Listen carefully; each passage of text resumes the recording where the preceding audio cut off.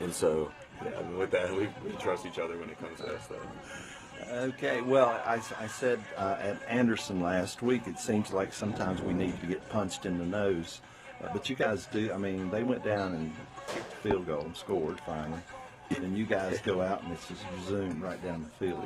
It's like you got each other's back. Right, and the energy of that field goal, you would have thought we lost the game. That's how much of a strong-minded defense that we have, and when it comes to taking pride in what we do on the field and off the field as well, when it comes to our studying and getting ready for the game. So, well, guys, I want to thank speaker you for working joining pretty us well today in the studio. so. I've got We'll take junior her with it quarterback throughout. Charles Motor III and senior middle linebacker Caleb Lundy here in interviewing before the game. We're going to be kicking off here in just a few moments. Guys, good luck Saturday. Thank you so much for coming in, and we're really excited for what you're doing for the team and the school and the program. Yes, sir. thank you. Thank you. It's time for Emory and Henry football on 90.7 WEHC and 90.5 WISE-FM, the voice of Southwest Virginia. This fall, don't miss a minute of the gridiron action as the Wasp tackle opponents in the grueling South Atlantic Conference. Games on WEHC are brought to you by Food Country USA, Tom Graham and Kyle King of Davenport & Company, Snow's Fine Meats, and Tumbling Creek Cider. You can also access live game action and podcasts at WEHCFM.com. Here now are your award-winning hosts, Riley Klaus and Gary Lester. Welcome in from Fred Self Stadium ahead of a showdown in the SAC between the top two teams in the Mountain Division as Emory and Henry host Carson-Newman. I'm Riley Klaus, joined alongside Gary Lester. Gary, it's a beautiful day, and we have quite a football game in store for us this evening. Boy, we sure do. You're right. It is a beautiful day here in Emory and Henry, and at Emory and Henry University, it's the leaves are turning and the colors are full, I believe. But it is a big day in the Mountain Division. This may well be the biggest game in the Mountain Division today. Especially the importance of it. It doesn't happen very often, and to be playing a game that's this important on the 8th week of the season. But that's what the Emory Henry Wasps are doing, and it's a first for them in Division II. Right, and it is such a unique experience where, this game isn't a week 3 situation that it's there. These two teams have really shown that they're strong in the conference, and it's so late in the year that this game truly could decide the division. Yeah, if you looked at Carson-Newman's website, they talked about the fact that they could clinch a tie for the division by a win today, which they would, and then they would own the tiebreaker perhaps against Mars Hill or Emory and Henry. But if you've ever played on a team that's a winning team, there's an old saying that the more you win, the next game gets bigger. And, boy, that's true here. The Wasps have put themselves in this situation by winning, and every time you win, every week you win, the next game gets a little bit bigger. They were picked 10th in the preseason poll, Riley, and, according to all the pollsters, we shouldn't be here today talking about such an important game in the Mountain Division. But, they have been able to keep their focus and keep their intensity. I think they were a little bit insulted when they were picked 10th in the conference. The only teams that were lower than them were Anderson and UVA-Wise. And, we just listened to a little bit of my interview with Caleb Lundy and Charles Motor III, and, these guys are not surprised they're here. They expect to be here, and it may be a surprise to other people in the conference and other teams, but it's not a surprise to them, and they're taking it one game at a time, and today is one big step for them today, so we'll see how they do. Yeah, a little bit of a chip on their shoulder this season. Yeah, absolutely. You mentioned that.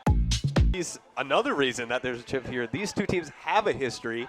When we talked to Charles Mutter as well, he mentioned, he's lost previously to Carson-Newman. He wants a little revenge also. These two programs are familiar with each other. They sure are, and that's a good point you raised, because Charles Mutter brought up in the interview that the first game he ever started was 2 years ago, and we got beat 21-7 here at Fred Self Stadium. So, the Carson-Newman Eagles we have a long history with them. They used to be called, we call them the boys from Mossy Creek because they used to be, their original name was the Mossy Creek Seminary Baptist Missionary School in Jefferson City. That's a little bit of a long sentence there. But in 1851 is when they were founded, and then later they changed to Carson and Newman, and then they hyphenated and became Carson-Newman. But these two teams have got a long history back to since 1916 is when they first played. They were two of the original teams in the Smoky Mountain Conference that formed in 1926, and both of these teams dominated that conference for the years that it was in existence. There were not championships, and they did not play every year because of the wars, but between the two of them, they won 19 titles. Emory won 12. Carson-Newman won 7, so they've got a long history, and it goes back to 1916 when they first started. Yeah, so quite a lot built up, but now we're in the present, and let's talk about the past a little bit for Emory and Henry of recent. Last week they played Anderson in what was perhaps one of their most complete games, a complete performance, it seemed, from the Wasps last week in South Carolina. Yeah, it was a little bit of a slow start, but this defense, the disruptors, as I've begun to call them, they picked off a pass. Sean Collins intercepted a pass, and they went down and kicked the field goal. Trace Butcher trying to redeem himself from the week before where he was 1 for 4 and missed a PAT. But he puts it through the uprights, and we go in halftime up 10-0. Anderson never really threatened any time in that first half, and then it became, they slowly wore Anderson down, put up 24 points in that second half. I was surprised in the interview that Caleb told me that they were so mad when they kicked that field goal. I did not know they were that anxious to go for a shutout, but evidently they were. I think it would have been the second one of the season, but that was kind of funny. And so the game last week was one of those where we were at Tusculum after Lenore Ryan, who had trouble getting our feet on the ground. We knew this game was looming in the future, and the task was keep your head down. Don't look next week at Carson-Newman. We need to pay attention to Anderson. It goes back to what I said earlier. Every game you win makes the next one more important. So if we hadn't won at Anderson, this would not have the importance it does. So that was a big game for Emory to win. And these guys, we have not beaten them, by the way, and they've won 9 straight going back to 1968. The last time we beat these guys, this is a funny note, it's Fred Self Stadium. Fred Self was an All-American center playing for Emory, but also who was in that game was Sonny Wade, All-American quarterback, and Larry Bells. That is 1968 since the last time we beat them. We played them a few more years, discontinued the series in 1975. They moved up to a NAI status and doing scholarships, and it got to be where this just wasn't a viable option for Emory to stay in it. And so we moved into the Virginia Athletic Conference, which became the ODAC. So long history here. We certainly need to have a win W sometime soon. We do lead the series 22-18, Riley. Can you believe that? Yeah. But it's been so long since we've won a game. Yeah, but still leading there. And we're going to talk about the defense all day. But last week, Charles Mutter had maybe his most efficient game as a passer with the Wasps through his career. He was pretty solid last week. He was solid. He threw for 239 yards and 3 touchdown passes, no turnovers. He made some good decisions, and Quentin Hunter said something in the interview on the keys to the game I thought was interesting, that he made some good decisions even in throwing the ball away, and he threw the ball away one time. Quentin was really happy for that. Charles is kind of quarterback and football player. He wants to squeeze out every ounce of production out of every play that he can. But sometimes, you just don't get the first down. You just got to, you don't get it. You go let the defense take over and you come back again. He wants to try and get everything. And we've talked about this. His sliding ability is non-existent. He's not much of a slider, so he takes a lot of licks when he runs the ball. But, yeah, he had his best game of the year, I think. So he was solid. But today is going to be, I think they're going to want to lean on that line of scrimmage quite a bit. Last week, Jordan Jackson had 55 yards. The running game has been up and down throughout the season. Yeah, it has. We ran the ball well early in the season. Of the last 3 games, we've really not been able to get our running game. Charles's mutter is going to be one of the keys to that today, because I think you are going to see him running the ball, but also we've got to get that running game going. We've talked about this, and I have forever, that you have to run the ball in order to have an RPO offense. And boy, we're up against a tough assignment here, because even though we're really good against the run, this crew is too. They're pretty darn good against the run as well. That they are. And now let's give some love to this Emory and Henry defense, which you almost just can't say enough about them. Not only are they the top of the sack in a lot of categories, the entire nation, the defense has been shut down all year. Yeah, they have. They really have. It's amazing when you look at what this disruptive defense has accomplished. They are number 1 in the nation in interceptions with 17. That's first in the nation, folks. That's not just the sack. And turnover game, we have 21 turnovers that they force. That's 17 interceptions and 4 fumbles. That's first in the nation. I thought last week when we blocked a punt against Anderson and Sean Collins ran it in for a touchdown, that would have been a turnover, but really that was counted as a punt return. So we would have 22 in my book, but it's 21. And then defensive touchdowns, we have 4 defensive touchdowns. That's first in the nation, tied with a school by the name of Harding, who just, oh, by the way, happened to win the Division II championship last year. I mean, that's the people this defense is rubbing shoulders with. But it doesn't stop there. There's even more. Yeah, some good company to be with. And overall, it's been complete. I mean, they have players in the front 7 as well as the back end. I mean, you could just go down this entire roster. It's felt like a team chemistry. That's not even just an individual star. They're playing as a unit right now. Yes, they're playing as a unit, and they're doing what they need to do. They trust each other. So if it's not my place, if I'm Jarrell Harris, it's not my place to run that alley and make that tackle over there. It's my place to defend in the other side of the field. That's what you do. And so they're really well coached. I think Mitchell Walters is doing a great job coaching this bunch. And some of the keys to this is they're able to get pressure on quarterbacks with their front 4. Ian Ray and Elijah Harper, William Hamlin, and Andre.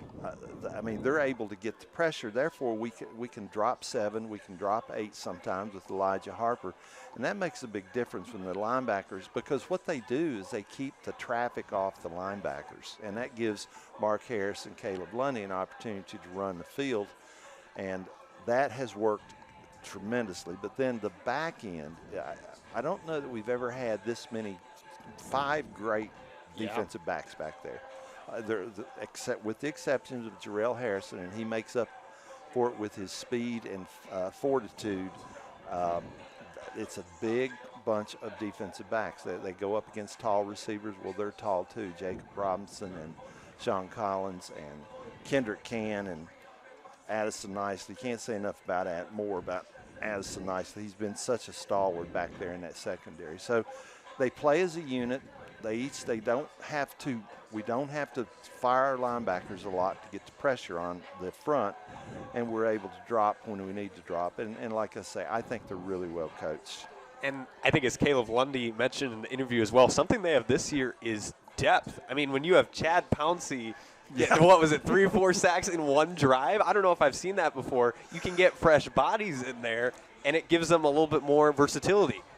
I know I have never seen it. Chad Pouncey had 3 sacks in one drive, and he had 4 for the game. Right. But Chad doesn't start. Chad is playing a backup role. He started last year. He's plenty capable of starting, but Elijah Harper has moved into his spot, but Chad comes in. And the thing I like about it, Riley, it's 34-3, and he's playing like it's 3-3. Mm-hmm. You know, he's going after it as hard as he can and gets 3 sacks. Now, one of them, it didn't hurt that nobody bothered to block him, but you know, that 3 the sacks. Free one, but yeah, takes the free one. So yeah, the defense has got depth. We have depth at linebacker as well, because last year two of our linebackers in backup roles, Josh McCray and A.J. Burgess, were starters last year. And so at one point in time, Mark Harris transferred in. So there's 4 linebackers that have a lot of playing experience. And then the secondary has been back there for 2 or 3 years. Kendrick Can was free safety last year, but they moved him to corner. He was corner the year before that. He does a great job playing corner out there. And then you can't say enough about Jacob Robinson, who I think Jacob Robinson, he needs to have a big game today. And if he does, I think it's going to bode well for the Wasps. Yeah, well, we're looking forward to seeing what they do today against Carson-Newman. But quickly, we're going to send it to the studio for a brief break and be right back with more pregame coverage. Elections aren't about the candidates. They're about you. You have a personal stake in our democracy. If you want to have a say in what happens to your country, your community, your future, then register to vote. Seek out reliable reporting on the issues and cast your ballot on November 5th. This is a public service announcement from WEHC and WISE-FM. Major support for Emory and Henry football on WEHC and WISE-FM comes from Food Country USA, the food specialists serving Southwest Virginia and Northeast Tennessee since 1914.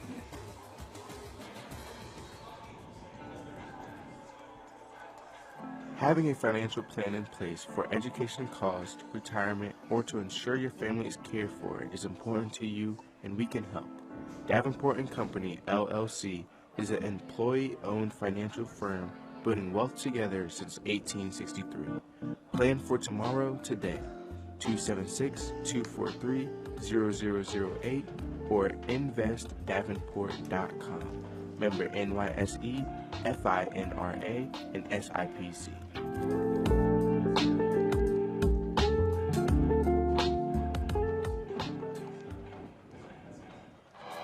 Support for WEHC 90.7 Emory comes from Snow's Fine Meats and Provisions, a neighborhood butcher shop in downtown Abingdon specializing in locally sourced pasture-raised proteins, handmade deli items, and specialty goods. Open Tuesday through Saturday and online at Snow's Fine Meats. Just holler when you're ready. Main Street, Abingdon. I think we're ready. Yep, we'll be ready. Thank you, Bill. Butcher shop experience to your table.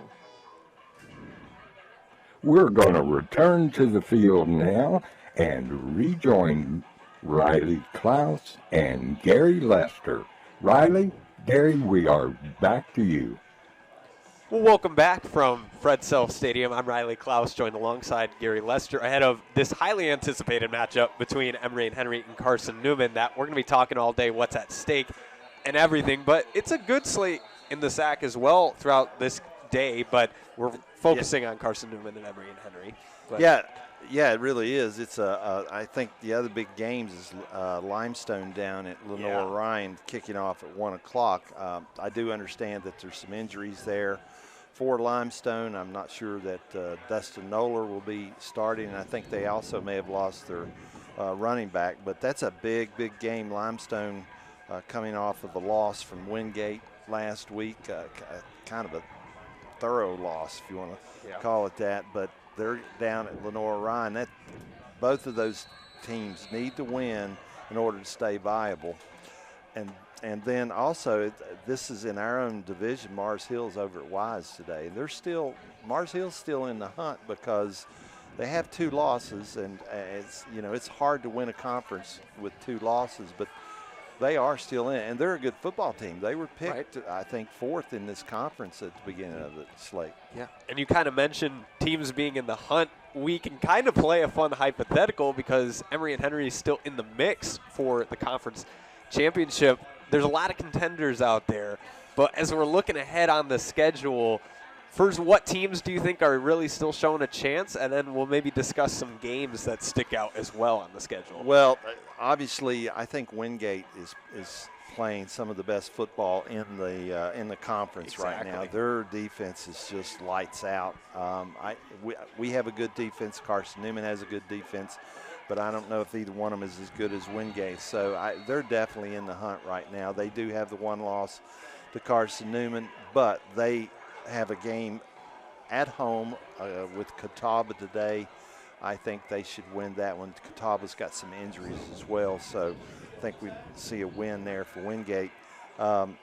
Mars Hill over at Wise.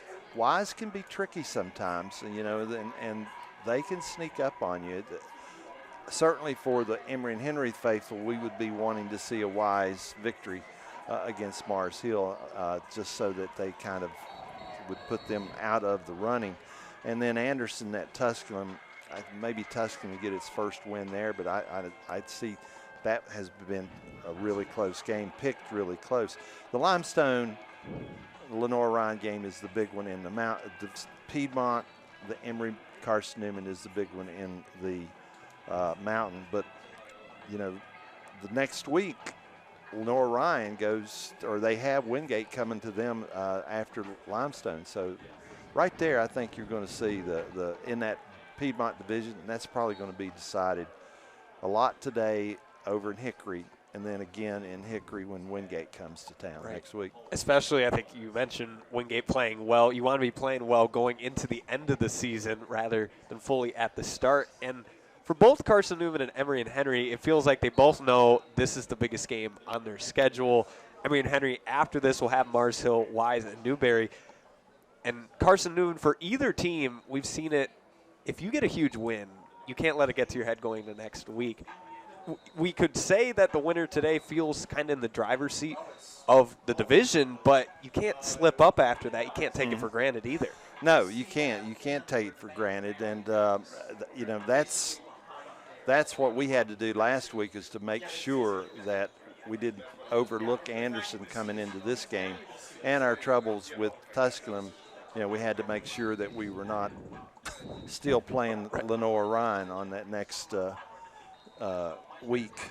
So, but let's talk a little bit about this Carson-Newman team before we go to another break here. I mean, we've got, as you know, they're 7-0 and 5-0 in the division, in the conference. I mean, 7-0 overall. They're ranked 18th in Division II poll and also in the AFCA poll. And they have a brand new coaching staff, as many other schools do. And if you want to know what kind of offense they run, all you need to do is remember or look back at the last Army-Navy game, because Ashley Ingram was the offensive coordinator there, and that's what he's brought to Carson-Newman. Yeah, you look at Ashley Ingram, you also get Chuck Peterson and Larry Slade, this experienced group of coaches overall. Carson-Newman's been solid, but this year with an undefeated start, this new presence has really impacted their team, and it's working well. Yeah, Ashley Ingram has brought this option offense into Jefferson City, and boy, oh boy, he spent the last 16 years as the offensive coordinator at the Naval Academy, perfecting this. The midshipmen have led they've numerous awards for rushing. They've led 8 of the last 11 years in the FBS in rushing. They are similar, if you want to think back about who we've played, they're similar to a Washington Lee. However, they're more under center. Washington Lee goes from shotgun, and so they'll put their quarterback underneath the center, just like the midshipmen did. And so he's the head coach, but then he goes out, like you mentioned, Chuck Peterson is the offensive coordinator. He was at the Air Force Academy last year. He's been there for 16 years as their offensive coordinator. So you've got two dyed in the wool. I don't know if they probably have to bring somebody in to explain to them what a forward pass is, because they like to run so much. I mean, you've got two really experienced coaches here coaching this offense for Carson-Newman. And it is an option offense. Chuck Peterson, like I said, 16 years out in Colorado Springs coaching the Falcons. And then on the other side of the ball, Larry Slade's been there. He's been there for a long time. This is his 9th year as a defense coordinator for the Eagles. But, my gosh, you look at his coaching experience. He's been at UT. He's been at Maryland. He's been at Washington.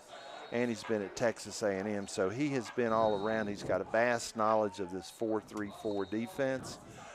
He has given us troubles 2 years in a row. Last year down there, my gosh, I don't know how much. I didn't even want to go back and look at the stats. We scored 7 points.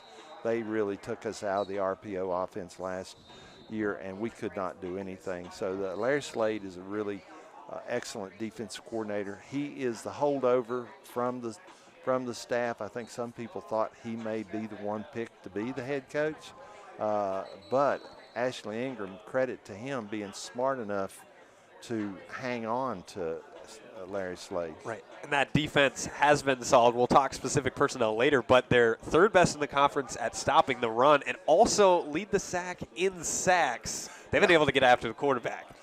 Yes, they have. They lead the SAC in sacks, and that's not good news for us because the Wasps, I think we lead the SAC in being sacked.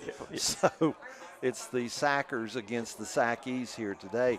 We have got to do a better job of protecting Charles Mutter. Mutter also has to do a better job making decisions and getting rid of the ball quicker if he should need to, and not trying to make a home run out of every swing. And that is going to be one of our particular troubles. But yeah, this defense is a tough defense. They've got a great offense.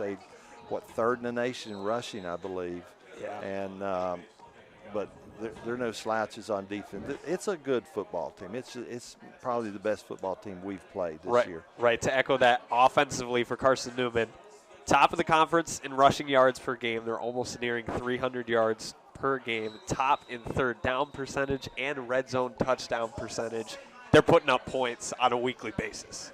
Yeah, and when they get in the red zone, they cash in, and that's what good football teams do. They don't settle for field goals; they cash in. And this Carson-Newman team, with that grinded up offense that they have, they know how to get into the end zone. So it's going to be a challenge. Yeah, it certainly will be. We're going to step aside for a brief moment, and then we'll return in a few minutes as we continue the preview of Emory and Henry versus Carson-Newman this afternoon.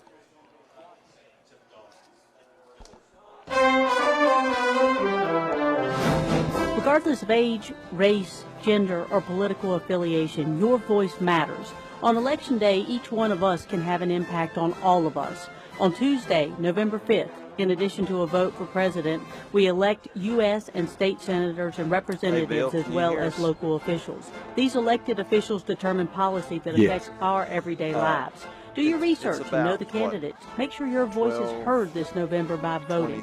Whether early, absentee, or in person on Election Day, do your part. Okay. Cast your And ballot. Learn more at vote411.org. Yeah. This is a public service announcement from WEHC and WISE-FM. Okay, I will watch the market. We're about 12:30. Perfect. Okay, great. Major support for Emory and Henry football on WEHC and WISE-FM comes from Food Country USA, the food specialists serving Southwest Virginia and Northeast Tennessee since 1914.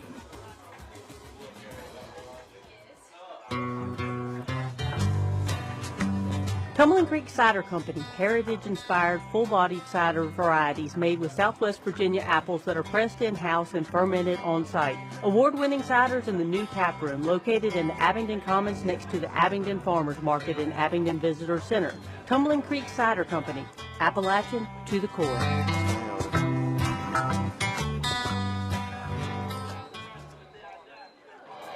Support for WEHC 90.7 Emory comes from Snow's Fine Meats and Provisions, a neighborhood butcher shop in downtown Abingdon specializing in locally sourced pasture-raised proteins, handmade deli items, and specialty goods. Open Tuesday through Saturday and online at Snow's Fine Meats, 160 East Main Street, Abingdon, bringing the old-fashioned butcher shop experience to your table. Having a financial plan in place for education cost, retirement, or to ensure your family is cared for is important to you, and we can help. Davenport & Company, LLC, is an employee-owned financial firm building wealth together since 1863. Plan for tomorrow today. 276-243-0008 or investdavenport.com. Member NYSE, FINRA, and SIPC. Old press box. Stand right there. The Emory and Henry Reserve Officers Training Corps, or the ROTC, has challenged the UVA WISE ROTC to a friendly competition. Help feed the hungry by donating non-perishable food items, at the ROTC offices Which at we'll both play around universities. with the crowd The bags items a collected little. during these food drives Okay. will be donated to Faith in Action, and the winner will be announced at the Southwest Virginia Bowl when the Emory and Henry Wasps football team takes on the UVA Wise Cavaliers at Emory and Henry on Saturday, November 9th.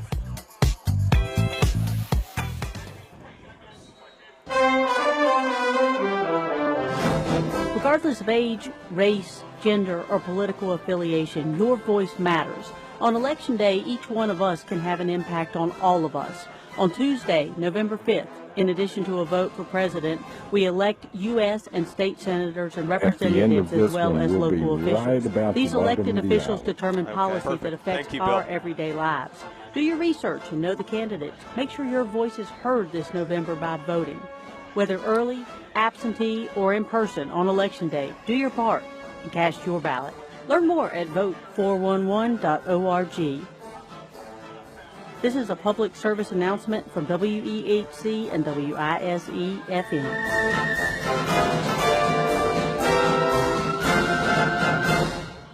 Let's return now to Fred Self Stadium to rejoin Riley Klaus and Gary Lester as we get ready for kickoff.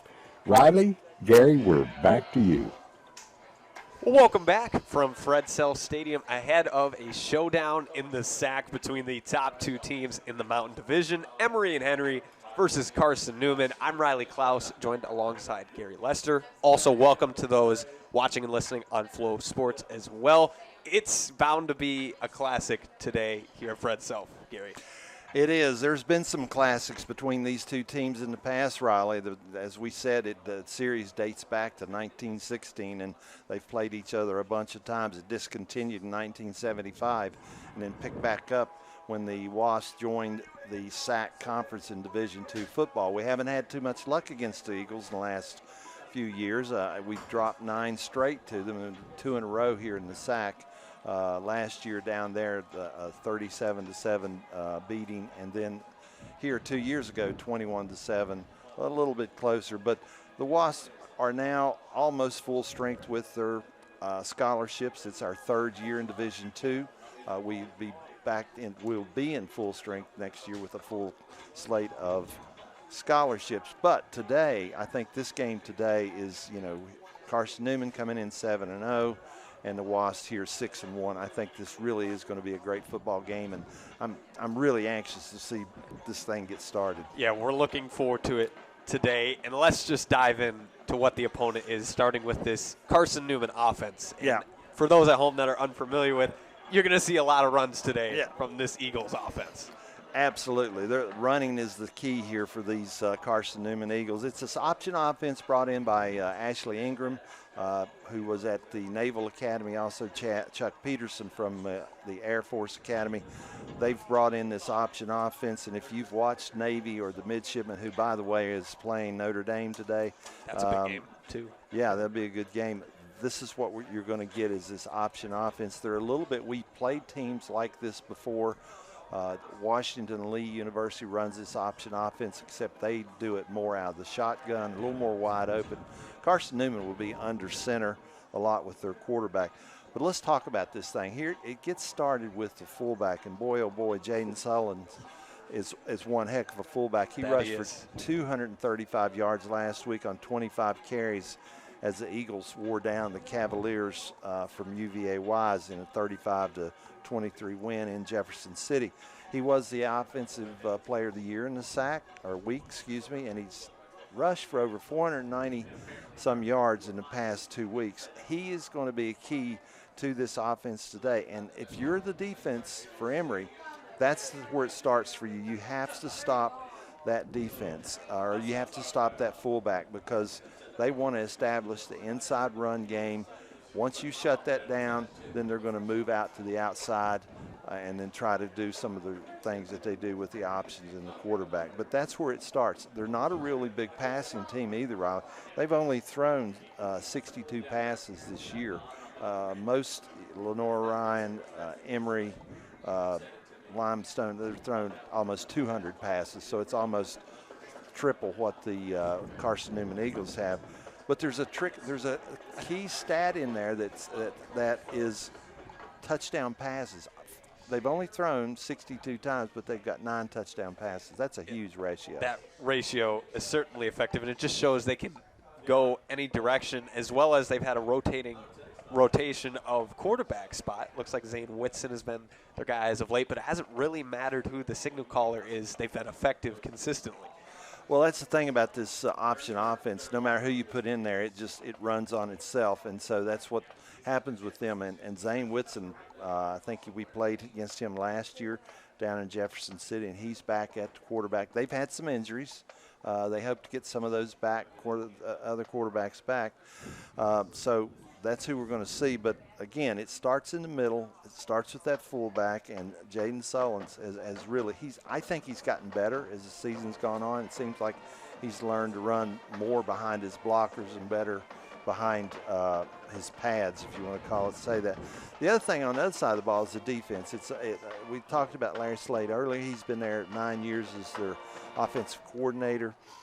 They run a 4-3-4 defense. Sometimes it'll look like a 3-4-4 defense because they'll drop an edge rusher, put them in pass coverage, depending on the situation. If they get you behind in the sticks, Larry Slade's coming after you. That's just the way it is. They have lead conference in sacks, and he's going to fire those linebackers. You're going to notice his front stunts a great deal. They're looping around sometimes, and if they're not doing that, he's firing those linebackers, bringing blitzes. So the thing about this Carson-Newman defense, if they get you behind the sticks and can dictate what you have to do, they are going to come after you.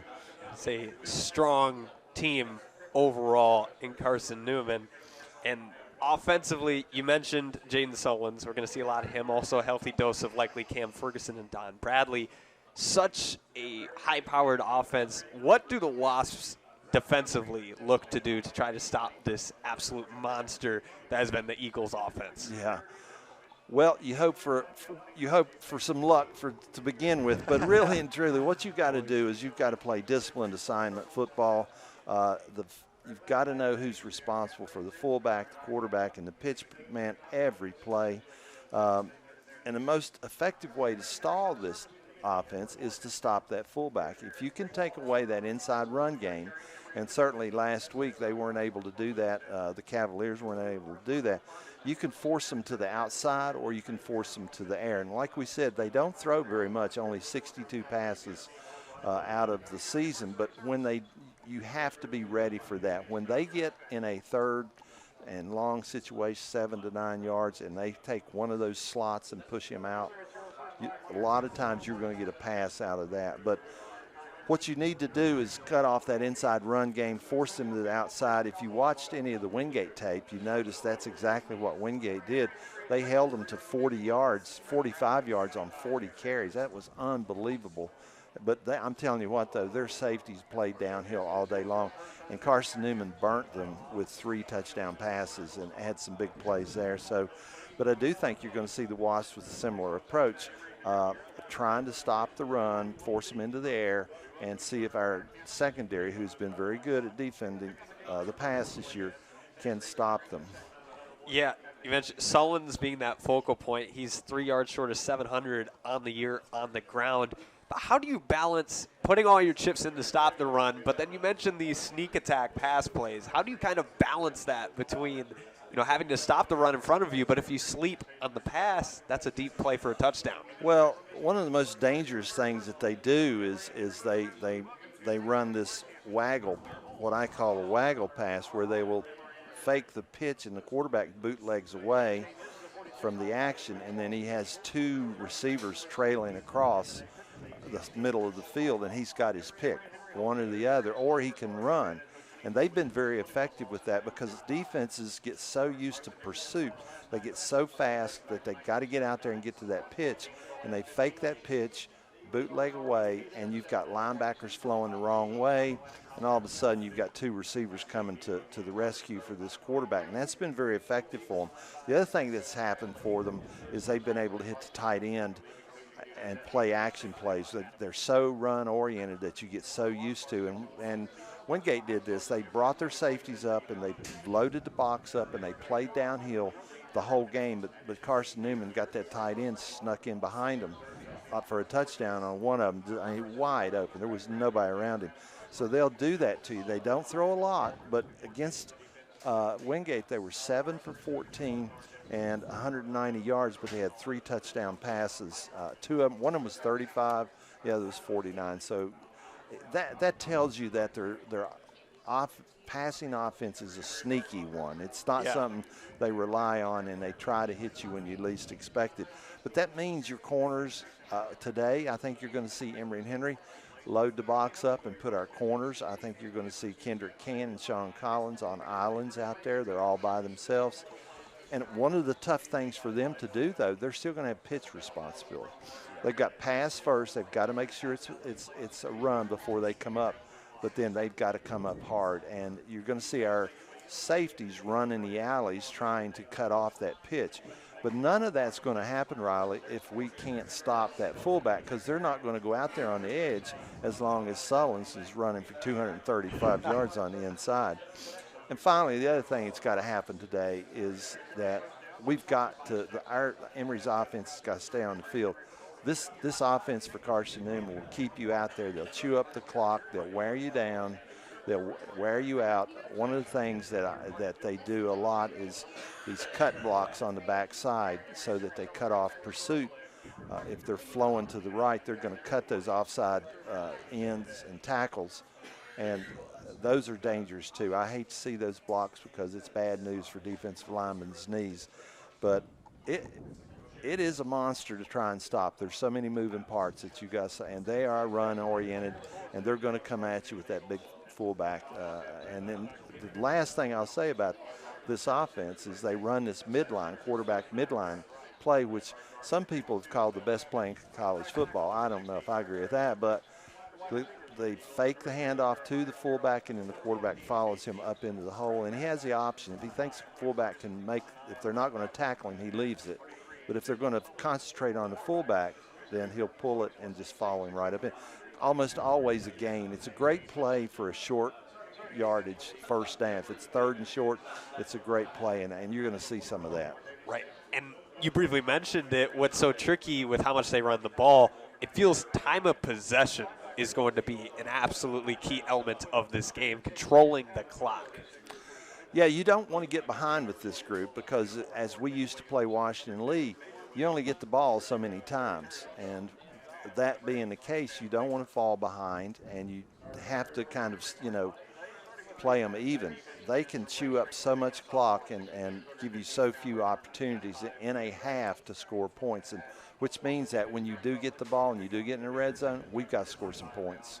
So let's flip to that side of the ball, the offense for Emory and Henry. What do you think is key to maybe controlling that clock or maybe putting up points to try to get a victory for the Wasps today?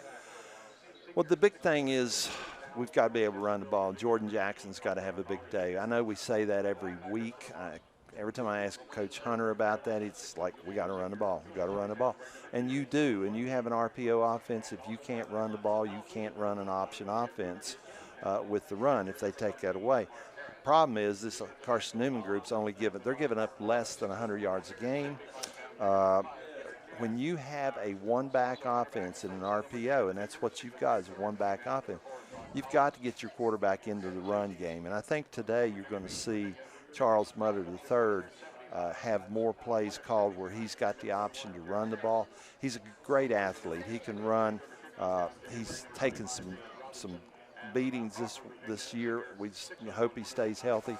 But I think you have to have a running quarterback in this RPO, because when you have a one-back offense and as good a defense as this bunch does, the Eagles, they can zero in on Jordan Jackson. We need Charles Mutter or Cole Lambert to run the ball.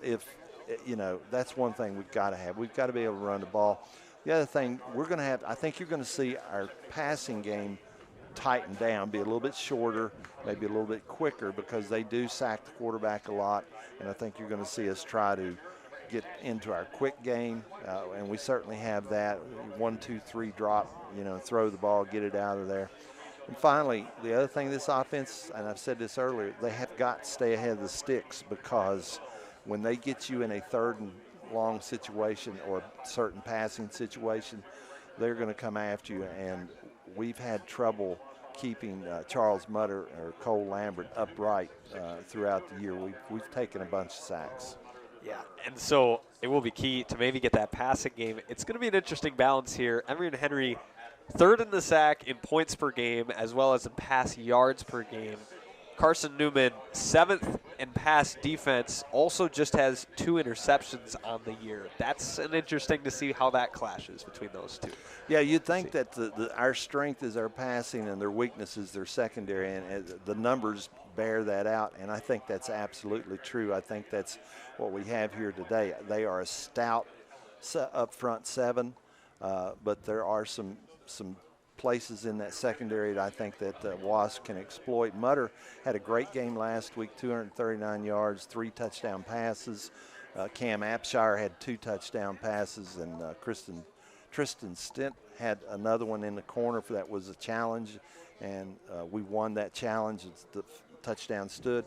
So it's going to be, that's where their weakness is. Our strength is our passing, and their strength is their running, and our weakness has been for the last 3 weeks running the ball. So I think you'll see it play out that way. We'd hope not, because we'd really like to see our running game be our strength today, just as it's going to be theirs. Right. And a key to either passing or running is the offensive line. There's, a couple of guys banged up, so we have a couple of fresh faces over the last few weeks compared to the start of the regular season. How do you as a team gel that new group together? That, when you get a new tackle into the game, how does the group keep its identity moving forward consistently? Yeah, we got 2 new tackles. We both of our offensive tackles are out from last week, so Marvion Newton will be that right tackle, and Junior Diallo will be the left tackle. He'll be taking over from Clayton Allen.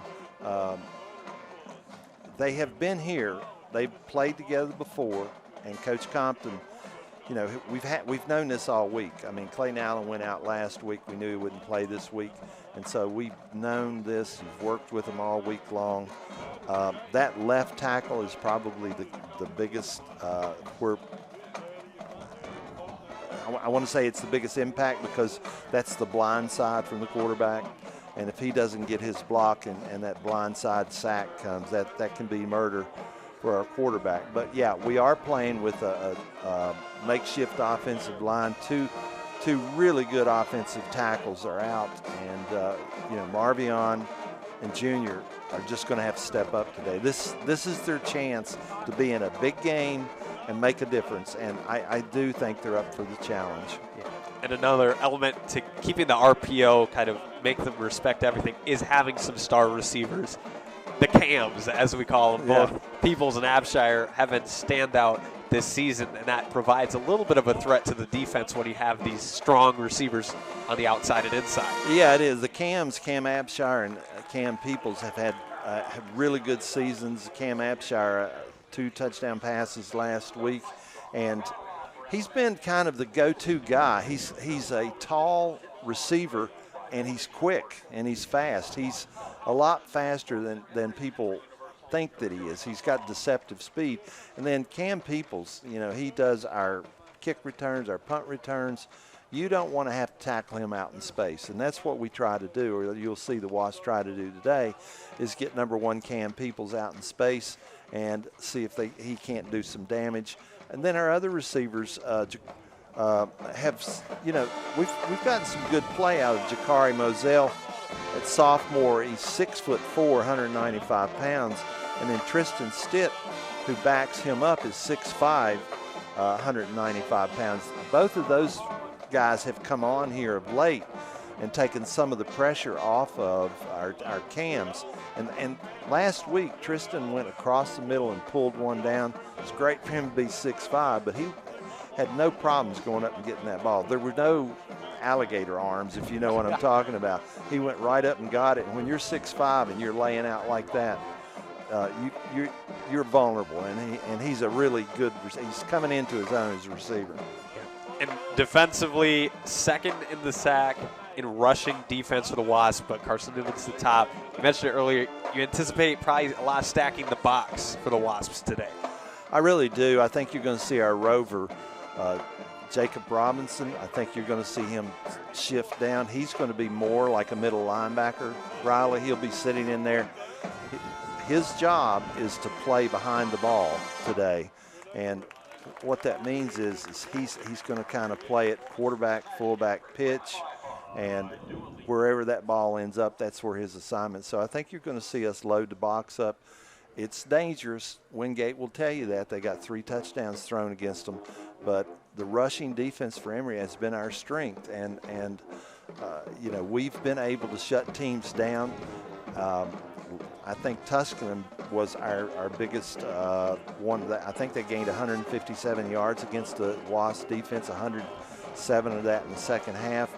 Some of that was reverses and sweeps that I don't want to say it didn't count, but it was in the, when the game really mattered, it was not there. But we have got a good rushing defense, but we're going to have to, our linebackers are going to have great days.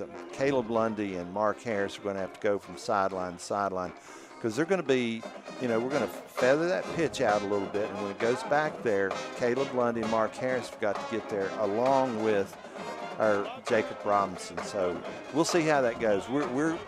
I anticipate the Wasp selling out, stop that run, and okay, Carson-Newman, if you're going to beat Emory and Henry, we'd like to see you try to beat the secondary that leads the nation in interceptions. So we'll see how that goes. Right. We're looking forward to that specific. Let's take a broad look. This is the first year with Quentin Hunter as the coach so far for the Wasps, and you've mentioned it before, at 6-1, guaranteed a winning season. This year has been a big step up for the program. Yes, it really has. And we didn't talk about that last week when we won the game. I realized that we were driving home and like, hey, we're guaranteed a winning season. It's a big deal. Yeah. We've been knocking on the door for 2 straight years. Limestone has denied us each time. We've gone into the Limestone game 5-5 and ended up losing, and our season was 5-6.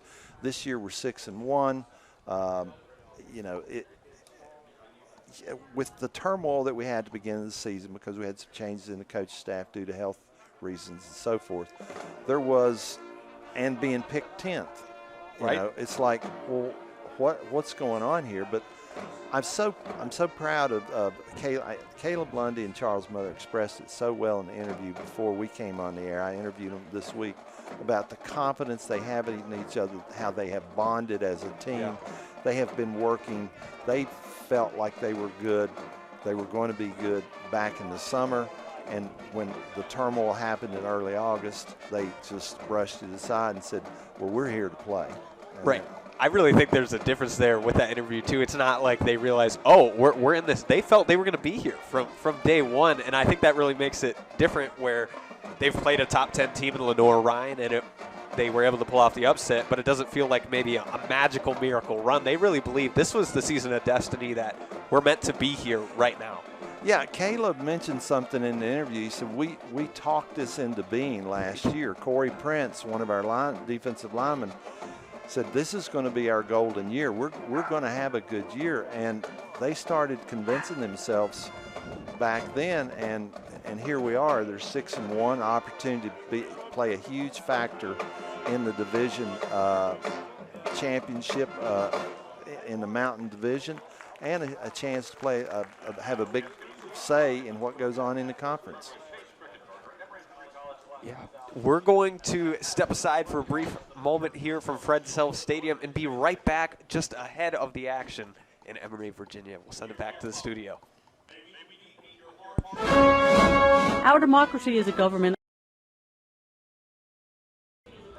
May we have kindness in our hearts, mindfulness in our souls, and endurance to finish. Keep us and our competitors safe from harm, and let our actions be a testament to your glory. We give you thanks for these players, these coaches, and these devoted fans and parents. And in the name of your Son, Jesus Christ, who lives and reigns with you in the Holy Spirit, one God, now and forever. Amen. Ladies and gentlemen, please remain standing, remove your hats, and join us as the Emory and Henry Marching Band leads us in our national anthem, the Star-Spangled Banner.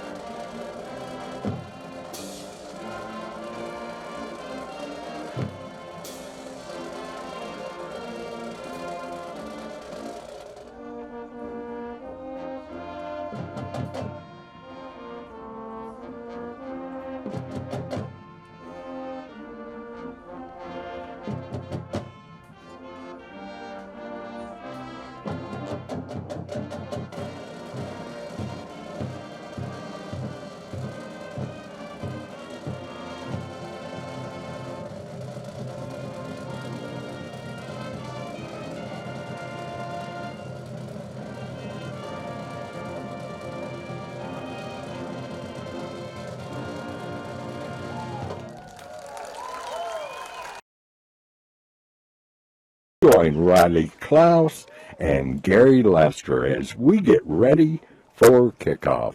Riley, Gary, we're back to you.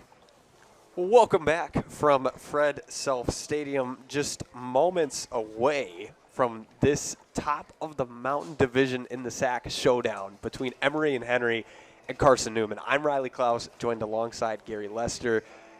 We can say it over and over. This is the most anticipated game of Emory and Henry's season so far, and in the SAC overall, this is a big game. Yeah, and what made this a big game is beating Lenore-Rhine and beating Tusculum and beating Anderson, beating Barton. The more you win, the bigger they get, and that's where we are right now. Yeah, so let's talk about both sides. Let's go through the lineups, starting with Carson-Newman, the visiting Eagles. At quarterback, it's Zane Wistson. But then in the heavy backfield, we'll see Cam Ferguson, Don Bradley, and Jaden Sullins all run the rock today.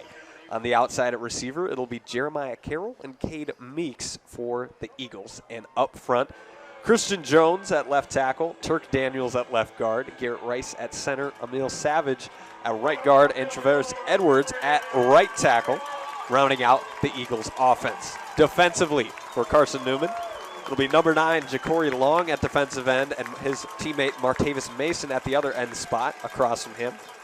At the middle of the defensive line will be Brandon Doomsill and Max Bryant. At linebacker, Makai Brown, Christian Hicks, and Cruz Temple to round out the trio. And then the secondary for Carson-Newman, it's Kendall Williams, Champ Baker, Jet Jones, and Major Williams. And quick shout out to special teams, Bennett Smith at kicker, punter Grayson Campbell, and long snapper Andrew Bradshaw.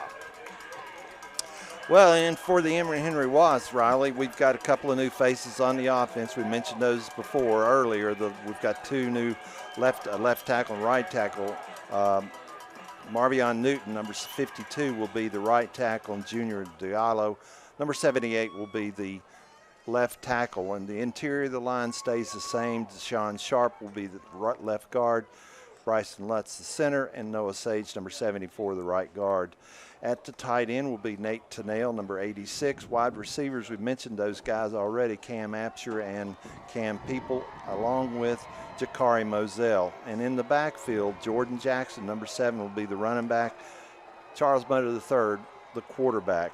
And the defense, all familiar names, Ian Ray and Elijah Harper will anchor the edges as the defensive ends. William Hamlin and Andre Crawley Jr. will be the defensive tackles. The linebackers, Caleb Lundy and Mark Harris. Cornerbacks, we've mentioned those two. Kendrick Can will be one of them, Sean Collins the other. Jarrell Harris, free safety. The weak safety will be Addison Nicely, and the rover will be Jacob Robinson. And on the special teams, Trace Butcher, number 36, will be the kicker. The kickoffs will be by Sam Buckner. Punting, number 35, Wally Benner. And holding is number 15, Hunter Bolden. And long snap, 72, Cole Pruitt. The kick returns, Jarrell Harrison and Cam Peoples. Punt return will be Cam Peoples. And that's the lineup for the Wasps, Riley. And out for the coin toss was Cam Abshire, Deshaun Sharp, Caleb Lundy, and Addison Nicely. We await the result of that. Emory and Henry will be in their all whites except for the helmet, which is gold. Meanwhile, Carson-Newman, orange helmet, navy jersey, and orange pants. This game just minutes and really seconds from being kicked off here, but you think it's going to be probably the battle of Carson-Newman's rushing attack versus the clock. Yeah, versus the clock. Good one, Riley. Yeah, the Wasps will receive the ball first. The offense going out on the field. It's going to be important for them to get a good start here against this Carson-Newman defense. We'll see if it's the Cam Peoples around play right. to Or start somebody the game. getting the Or around. somebody getting the sweep around to start the game. But the officials are a little bit of a ceremonial pictures out there right now, and we're going to have the kickoff in just a few seconds. Yeah, we're looking forward to this. I mean, just the biggest stakes when you get this far into the season, you start to realize, on the slate of every Saturday, what games are going to mean a lot. And this one has started after a few weeks seeing that both teams are going to be pretty solid. I think both teams have had this date circled on the calendar for quite a while. Oh, yeah, I think so. And the game, Carson-Newman, with their change of coaching staff, they went out and got, as we said, Ashley Ingram from the Naval Academy, and he brought in a staff that's put in this option offense. Larry Slade remained as the defensive coordinator, so a real solid program coming up here from Jefferson City, the boys from Mossy Creek, as we like to call them. Well, the sack showdown between the top of the Mountain Division is about to get underway as Grayson Campbell of Carson-Newman will get us started with the kickoff momentarily. And we'll go to either Peoples or Harrison, who's back to return for the Wasps. And kickoff from the left hash is underway as football gets started. Peoples will receive the kick on the right hash of his own 10, bounce up to the 20 where he is stopped by a crew of Eagles sent to the ground. And that's where Emory Henry's offense will start. Yeah, just a whole gang of orange and blue jerseys right there. Cam Peoples, he has certainly been one durable wide receiver for the Wasps this year and last year. So we'll see how they use him on the offensive side as the Wasps offense trots to the field. Charles Mutter, the quarterback, will have Jordan Jackson with him in the backfield behind him. So we get started from the center. Ball at the 21, 1st and 10 for Emory and Henry. 2 receivers to his left and 1 on the far side to his right. Jackson will move to Mutter's right, and here goes the double reverse to Abshire, who gets to the ball, cutting to the left hashes and falls at the 24. It was a similar concept, but an extra reverse for the Wasps. Yeah, an extra reverse there. So we've stayed consistent. I think game number 8, we're still running the toss sweep.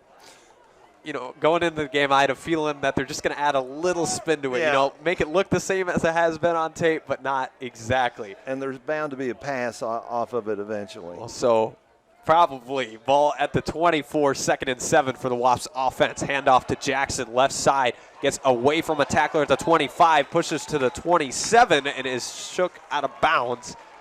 Set up a 3rd and short. Yeah, Kendall Williams, number 4, coming up to make the initial hit, but as we've said before, Jordan Jackson always gets yardage after contact, and bringing up a 3rd and short here early in this contest.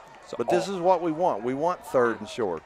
This is what we want. Already a key play. 3rd and 3 from the 28 of Emory and Henry for the Wasps offense. 3 receivers to Mutter's right. Big Moselle, Abshire, and Peoples. Tristan Stitt on an island on the near side.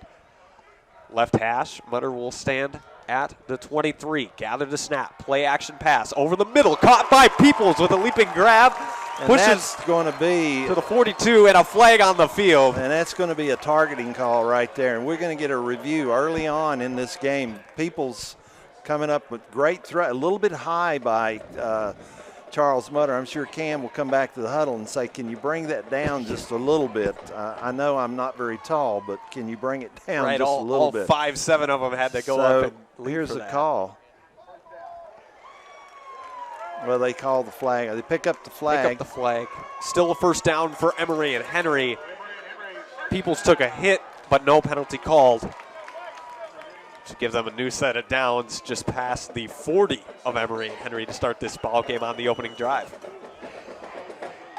So Mutter will back up. Has Jackson behind him in the backfield. Moves to his right. Mutter will gather the snap, fake the handoff to Jackson, keeping himself up the middle, pushing to the H of the Emory and Henry logo, and is shy of the 50 before being brought down for a chunk gain on 1st down for the Wasps. And that's what we talked about in the pregame, Riley, is you're going to see Mutter run the ball more. Where they've put more offense in for him to run, try to get away from this one-back offense. So it gave him an extra option in this offense for the Wasps as it goes to 2nd and 3 from the 49 for Emory and Henry's offense. Jackson will move to Mutter's left in the backfield.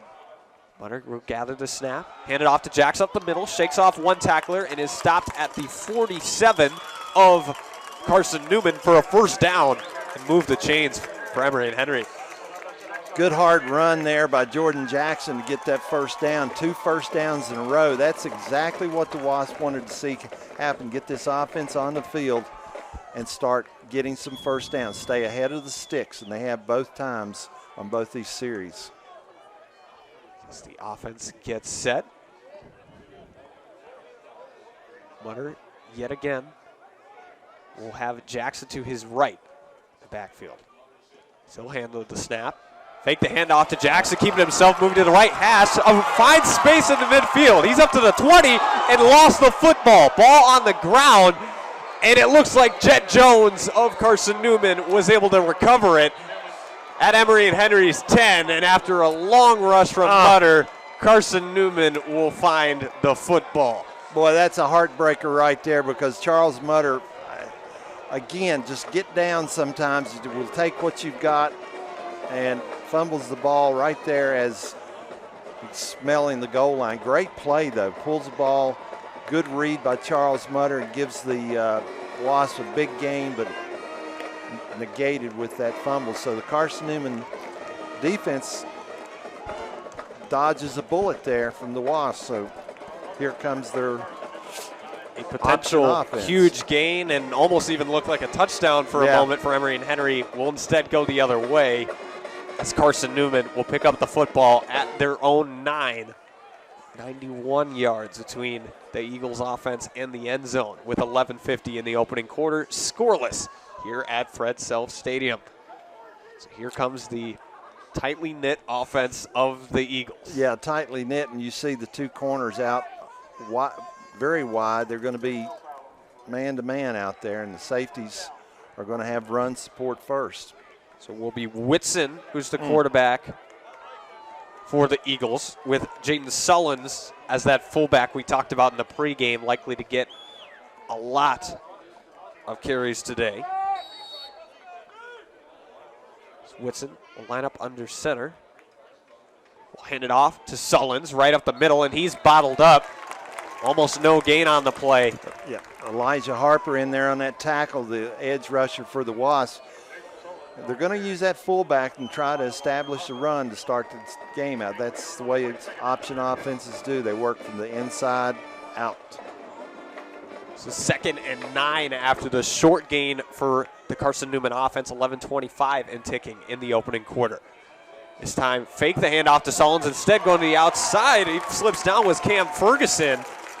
Falls within his own 10-yard line and sets up a long 3rd down for the Eagles. Yeah, he just got a little shove there by Ian Ray to lose his balance, and otherwise I think he had some yardage. But now you got 3rd and long backed up inside their 10. The Eagles don't throw it very much. This is a place where they do, but I think maybe you might see a safe play so we're not punting out of the end zone. Right, 3rd and 13 from their own 7, under 11 in the opening quarter, scoreless. Whitson will fake the handoff, keep it himself, pitch it to Bradley, who has space to the left side, past the first down marker, going to the sideline, walks the tightrope, and is stopped before the 40. And that will be a first down for the Carson-Newman offense. Well, quarterback, fullback, pitch, and we did not have anyone on the pitch out there. They lost the edge, and they get out of a tough 3rd and 13. So Whitson eventually shoveled it to Don Bradley for his first carry of the day. Whitson back under center. This time we'll pitch it to Ferguson on the near side, cutting to the 40, has some space. Bounced out by Kendrick Can, who it looks like is down also on the play. They're hard hit out of bounds. A gain for the Carson-Newman, which will result in a new set of downs. Well, that time our safety, number 21, Jarrell Harrison, practically got tackled, but and I know we've talked about this, but there was a hold there that wasn't called, but it was a good play by the Eagles to get out on that edge again. Kendrick Can shaken up. He's going to the sideline on the play. They take a little break on the field for that reason. It will be a first down for Carson-Newman, who, after being in a tough third down spot, has all of a sudden found themselves near midfield. And it's been on the edge. We talked about them wanting to start in the middle. They quickly moved to the edge on this Emory-Henry defense. Kind of a tricky read as to what the Eagles will do on a play-to-play basis. And Alex Edwards is in at that cornerback for Kendrick Can.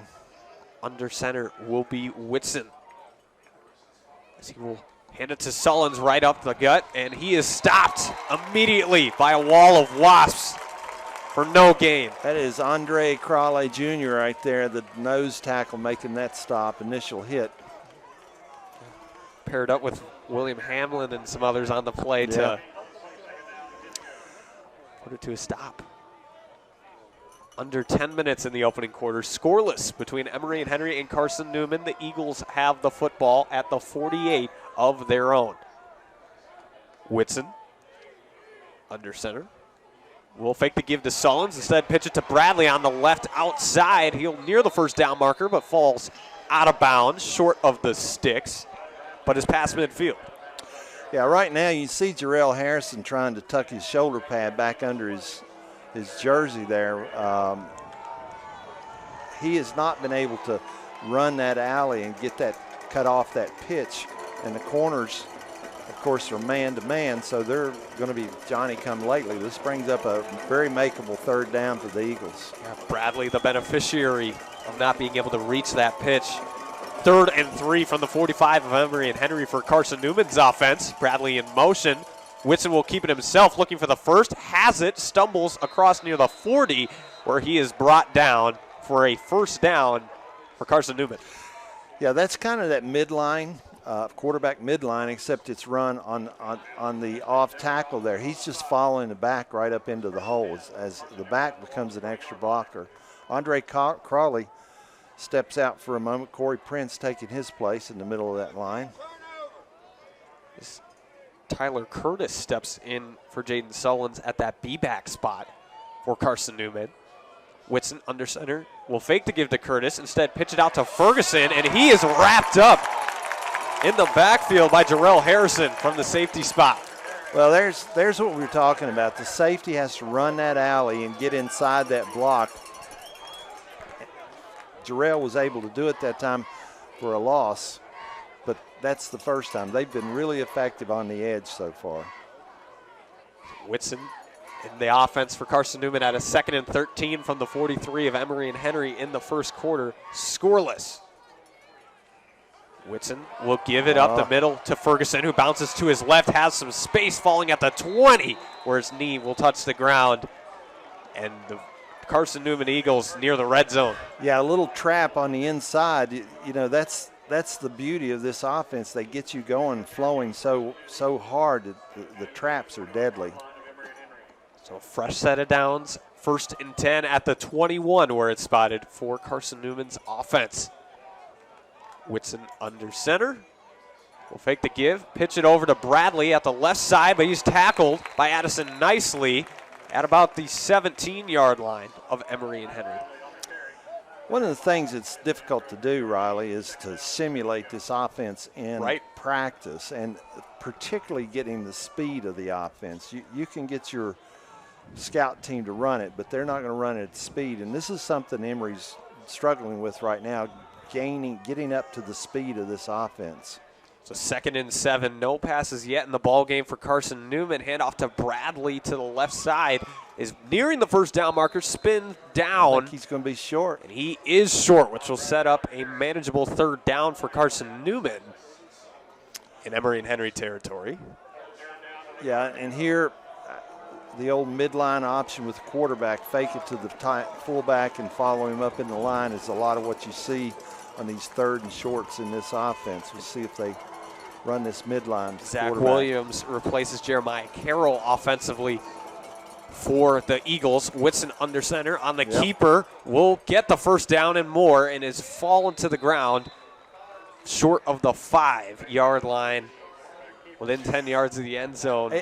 First down for Carson-Newman. It's almost an unstoppable play. You're following the back. He's breaking the hole open for you. You just need to follow the same color jersey up in there. So first and goal from the 8 for Carson-Newman. Whitson under center. Bradley motions. He'll pitch it over to Bradley on the left side, but is ran into by his own blocker as the Wasps shut it down for a loss. Well, that time Jarrell Harrison, he had that play sniffed out. He come flying up from his safety position, and the back could not get his shoulders turned upfield and throws him for a loss. So it brings up a 2nd and goal now. It's a 10-yard line. So Carroll back into the game at receiver for Carson-Newman, and 2nd and goal from the 10. Whitson will fake the give to Bradley, keeping himself for the first pass of the Eagles' offense to the end zone, broken up by Alex Edwards, intended for Jeremiah Carroll. It's incomplete. Right there is the old waggle pass, as I've called it before. The bootleg, the quarterback bootlegs away from the flow of and then drags the receiver across. Great job by Alex Edwards to recover on it. He was beaten. The ball got there a little bit late, and he was able to recover. So the Carson-Newman Eagles pulled out their first pass, and it was a 50-50 ball to the end zone. Now it's 3rd and goal from the 10. Carroll went for the outside, then motioned inside at receiver. Whitson, fake to give it to Bradley instead. Give it to the near side to Meeks, who is sent down to the ground by Jarrell Harrison in the backfield as the Wasps take a stand. I can't say enough about this little 5'7" free safety of the Wasps. His job today is to run the alleys and cut off the sweeps, and boy, oh boy, he did just that. So forcing a 4th and 11 field goal here by Carson-Newman. Carson-Newman appearing like they will need to settle for 3 with 4:27 enrolling in the opening quarter. Scoreless so far in Emory, Virginia, and a jump. See who moved first. And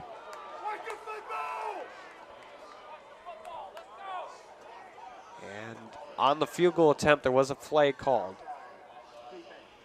And it's on Emory and Henry, which will just shorten the field goal. Shorten the field. attempt. And it looks like they're going to keep their field goal unit on the field. Right, no plan in the change of direction. Addison nicely that time, the young man that jumped on the edge. So the ball now spotted at the 6, just a shorter field goal attempt for Carson-Newman as the kick sent up by Bennett Smith is through as Carson-Newman strikes first, 3-0 in the opening quarter, 4:16 on the clock. Well, 4:16, we got 2 series, 1 series by each offense, and they've taken 11 minutes off the clock. That's the way the games go with Carson-Newman. But both offenses moving the ball. The Wasps unable to defend the edge. Pretty good job against Sullins, the fullback, and the midline hurt them some with the quarterback. But really the damage has been done on the edge with us unable to stop the options to the pitches from the quarterback. And great job of the Wasps to bow their backs down here inside the red zone. This group we've talked about, I think in the opening, the red zone, they cash in quite a bit, something over 60%, right? Right, yeah. This Carson-Newman offense, 72% of the time they're in the red zone. It's a touchdown, top of the sack, but first time they end up with a field goal. 3-0 lead for Carson-Newman over the Emory and Henry Wasps in this opening quarter. Well, and here's the thing, Riley. 4 minutes, 16 seconds left. We've got a media timeout right now, but more importantly, the Emory defense gets a little bit of rest. Right. You really can't afford to go back out there and do a 3-and-out and put your defense back out there. Playing against this kind of a offense requires a lot of stamina, and the longer you're out there, I mean, they just wear you down. That's what they did to UVA-Wise last week. That's what they've done to other opponents. But the Wasps offense 2 first downs, a big game by Charles Mutter. We talked about the fact earlier that he is going to be more involved in the run game. And, boy, oh, boy, just a bad luck there fumbling the ball inside the 10-yard line. Right. And the Wasps have been effective scoring fast this season. It's the balance today, though. Now that they're down, they might go more usual. Otherwise, they're looking to take up the clock. It'll be something to watch. This option offense is so difficult to stop. You just really have to, everybody has to play their assignment, and you have to be really disciplined. So Andrew Seibert, reserve punter for the Eagles, will sky the kick up to the far side where Peoples will return it. He's at the 10, cutting to the outside at the 15, has room at the 20, and is sent out of bounds where he will set up the Emory and Henry offense up in this opening quarter. Not sure how he got around 3 defenders there on the sideline, but I thought they had him nailed inside the 20, but I guess he stepped out of bounds. That's how he did it. Oh, yeah. So I guess that explains it a little bit, and it'll move it slightly back. 1st and 10 at the 19 for the Emory and Henry offense to get this second drive of the day for them started with a 3-0 deficit so far in this ball game. Top 2 teams in the Mountain Division in the SAC Conference facing off today. Mutter in the gun. Will hand it off to Jackson. Bounces to his left. Stiff arm at the 20 is where he'll fall. And he stopped near the line of scrimmage when it's all said and done. Yeah, not much up in there, and Jackson tries to bounce it out. And this is a very fast Carson-Newman defense, so it's hard to run around these guys. If you're going to run on them, you're going to have to break some holes open up inside. A 1-yard gain as it's rolled 2nd and 9. Ball at the 20, left hash for the Wasps offense. As Jackson will move to the left of Mutter in the backfield. No handoff to him. Mutter keeps it himself and falls at the 25. Officially marked at the 26. For a short 3rd down. Yeah, upcoming. Charles Mutter picking up some yardage there again on those quarterback keepers. Bringing up a 3rd and short, 3rd and 3, something very manageable. 4 receivers out there. It'll be Peoples, Moselle, and Abshire to Mutter's right. Tristan Stitt alone on an island to his left. From the left hash, Jackson will move to the left of Mutter. Mutter will walk near the line, talk to his teammates. Ford stepping back to his spot. 3rd and 3 from the 26. Claps his hands and whistle called. Timeout taken. Yeah, we had some confusion. Tristan Stitt continuing to look at the sideline, see where he was supposed to line up, and I think Coach Hunter felt like too important here, so he calls this timeout with 2 minutes 47 seconds left in the first quarter with the Wasps down 3-0.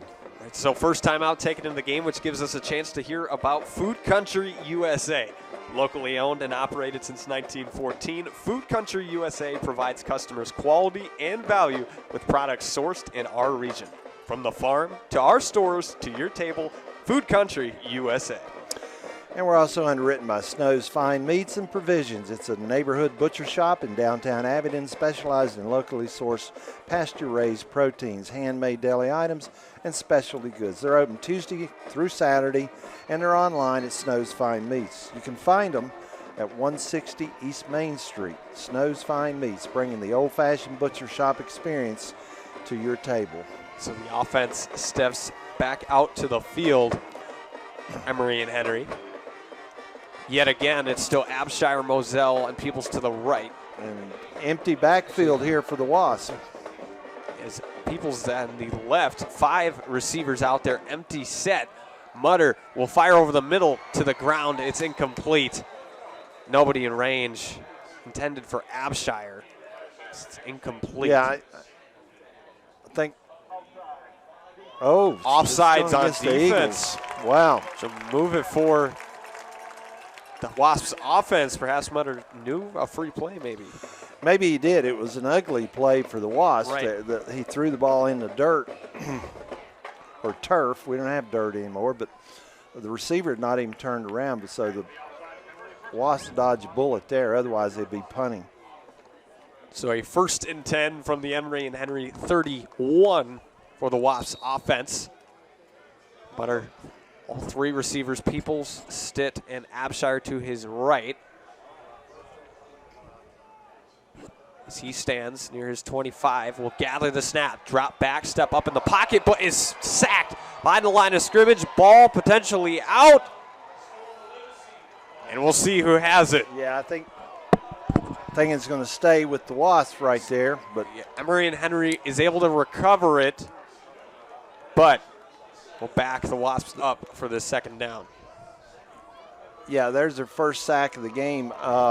Mutter, you got to have a clock going on in your head as a quarterback, knowing that your time is running short. And that time he didn't see the defender that hit him in the back, but got to get rid of the ball a little bit quicker than that, even if you have to throw it away.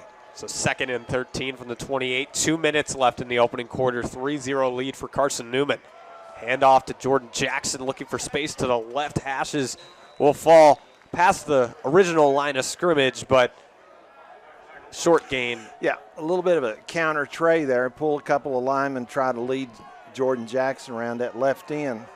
Picks up some yardage and makes 3rd and manageable here. It's 3rd and long, so you can pretty much bet we're going to get some pressure on the quarterback right here. 3rd and 8 after the short gain from Jackson for Mutter & Co. on offense. Jackson will slide to the left of Mutter. Motion Peoples from left to right. Mutter gathers the snap, rolling out to his right immediately, steps up, evades the rush, throws to Abshire downfield. It's over the head of number 14, and he'll see an incomplete pass fall to the ground intended for Abshire. Mutter chased out of the pocket. Jordan Jackson did a great job picking up a blitz that time, but the pressure got to Mutter and he had to forced out of the pocket. He's a little bit slow getting up. Hope that he's all right. Kind of took an awkward fall there. I don't know that he really got hit. I just kind of throwing the ball on the run. A fast-moving play. There was a lot of moving parts. Wally Venter and the punting unit will step out there for the Wasps. As the ball was spotted at the 32, 4th and 8. Sent up from Venter into the sky, rotating. It's going to be returned by Carson-Newman, and Meeks, who cuts from right to left, gets to the left hashes at the 30, avoids a tackle at the 40, and finds midfield before stepping out of bounds at the 50 for the Eagles offense to start off with. A lot of orange jerseys or blue jerseys over on that side, and he got over there and got behind that wall and was able to. That was one of the better punt returns of the season against the Wasps. Gives them Carson-Newman great field position at midfield. So we'll give a little bit of a jump start for the Carson-Newman offense, who's already up 3-0 in the ball game with 55 seconds in the first quarter. And Kendrick Can back on the field after going out on that last series. A starting corner returns to the lineup for Emory and Henry, as this option offense sets up shop for Carson-Newman at the 46 of their own to begin this drive. Whitson will fake it to Sullins, pitch it out to Bradley, who is stopped after a few yards gained on the left sideline. Right there is a kind of a speed option. There's no blocker out there in front for that pitch man. Addison nicely coming up to make the tackle. You saw Jarrell Harrison, the free safety, going to the other side where the strength is. And so it's kind of a naked option that they run that time. So under 30 seconds in the opening quarter, and the Eagles offense has the football. Fakes the handoff to Sullins. Pass from Whitson broken up into the air as Harrison deflected it sky high. It falls incomplete. Great job. Jarrell Harrison going up, all 5'6" of him to knock that ball away. Great job of Jarrell. So just one of a small number of passes we may see today from Carson-Newman. Well, and an unusual pass because now they're in 3rd and long, 3rd and 7, and this is where and you see they've got one of their slots flanked out here. That's a good indication it's going to be a pass. See if that's the direction they go with 15 seconds on the clock in the first quarter. Whitson will drop back, looking to fire down the field. Does so, and it's over the head of Meeks, incomplete. Well, coverage by Sean Collins. Great job, Sean Collins. Sean Collins, 6'2". It's hard to get over top of him. When they get in this 3rd and long, Riley, and they flank out one of those slots, they've thrown the ball about 80% of the time. So, and they put them. I'm really surprised with that 2nd down pass play. So it will be a punt upcoming for Carson-Newman. As Wimbush, the punter for the Eagles, is averaging 24.7 yards a punt this season. His first of the day. Spiraling up. Fair catch signaled by Peoples, who fields it near his own 15 on the left hash. And good series by the Wasp defense that time, aided by 2 passes out of 3 plays.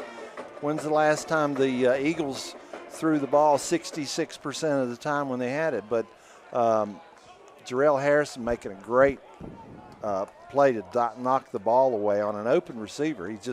Jarrell's able to break on the ball and bring up 3rd, and then get them into a definite passing situation. Good coverage. Right, both series the Wasps defense has made a stand, but it's 3-0. Carson-Newman lead. With just 3 seconds in the opening quarter, this will likely be the last play of the first. Mutter keeps it himself, will give it to Jackson eventually, and he is stopped right at the line for no gain. That will conclude the first quarter of action here in Emory, Virginia. Carson-Newman has the lead 3-0 over the Wasps so far. So far, and that right there was a bad exchange between Mutter and Jordan Jackson. Not sure what Charles Mutter was looking at, but kind of a risky exchange there. Sorry. Yeah. And that will give us a chance to talk about Tumbling Creek Cider Company, a heritage-inspired full-bodied cider varieties made with Southwest Virginia apples that are pressed in-house and fermented on-site. Award-winning ciders in the new tap room located in the Abingdon Commons next to the Abingdon Farmers Market and Visitors Center. Tumbling Creek Cider Company, Appalachian to the core. And support for Emory Henry Football on WEHC comes from Tom Graham and Kyle King of Davenport & Company, LLC, an independent employee-owned firm serving generations of investors with integrity since 1863. You can find them at 276-243-0008 or investdavenport.com. They are a member of the New York Stock Exchange, FINRA, and SIPC. Let's hear again about Food Country USA, who has 13 convenient locations throughout Southwest Virginia and East Tennessee. Food Country USA provides customers in the region quality and value with locally sourced products. Well, as the team step back out to the field, it's 3-0, Carson-Newman lead. And Emory and Henry will start with a short head start from the end zone at the 9-yard line, 2nd and 12 to start this quarter. So Mutter will stand on the left hash, has Jackson behind him. Now to the right of him in the backfield.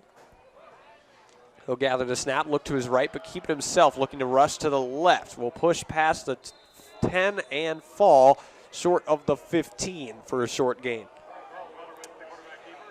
Well, again, we said Mutter was going to have a bigger role in the rush offense, and that's proven to be the case here. Charles Mutter, that was his 5th rush of the day. Earlier had a super long scamper that he eventually fumbled the football on, but has been active in the run game today. 3rd and 6 from their own 15 for the Wasps offense, and a 3-point deficit. 3 receivers on the near side to Mutter's right.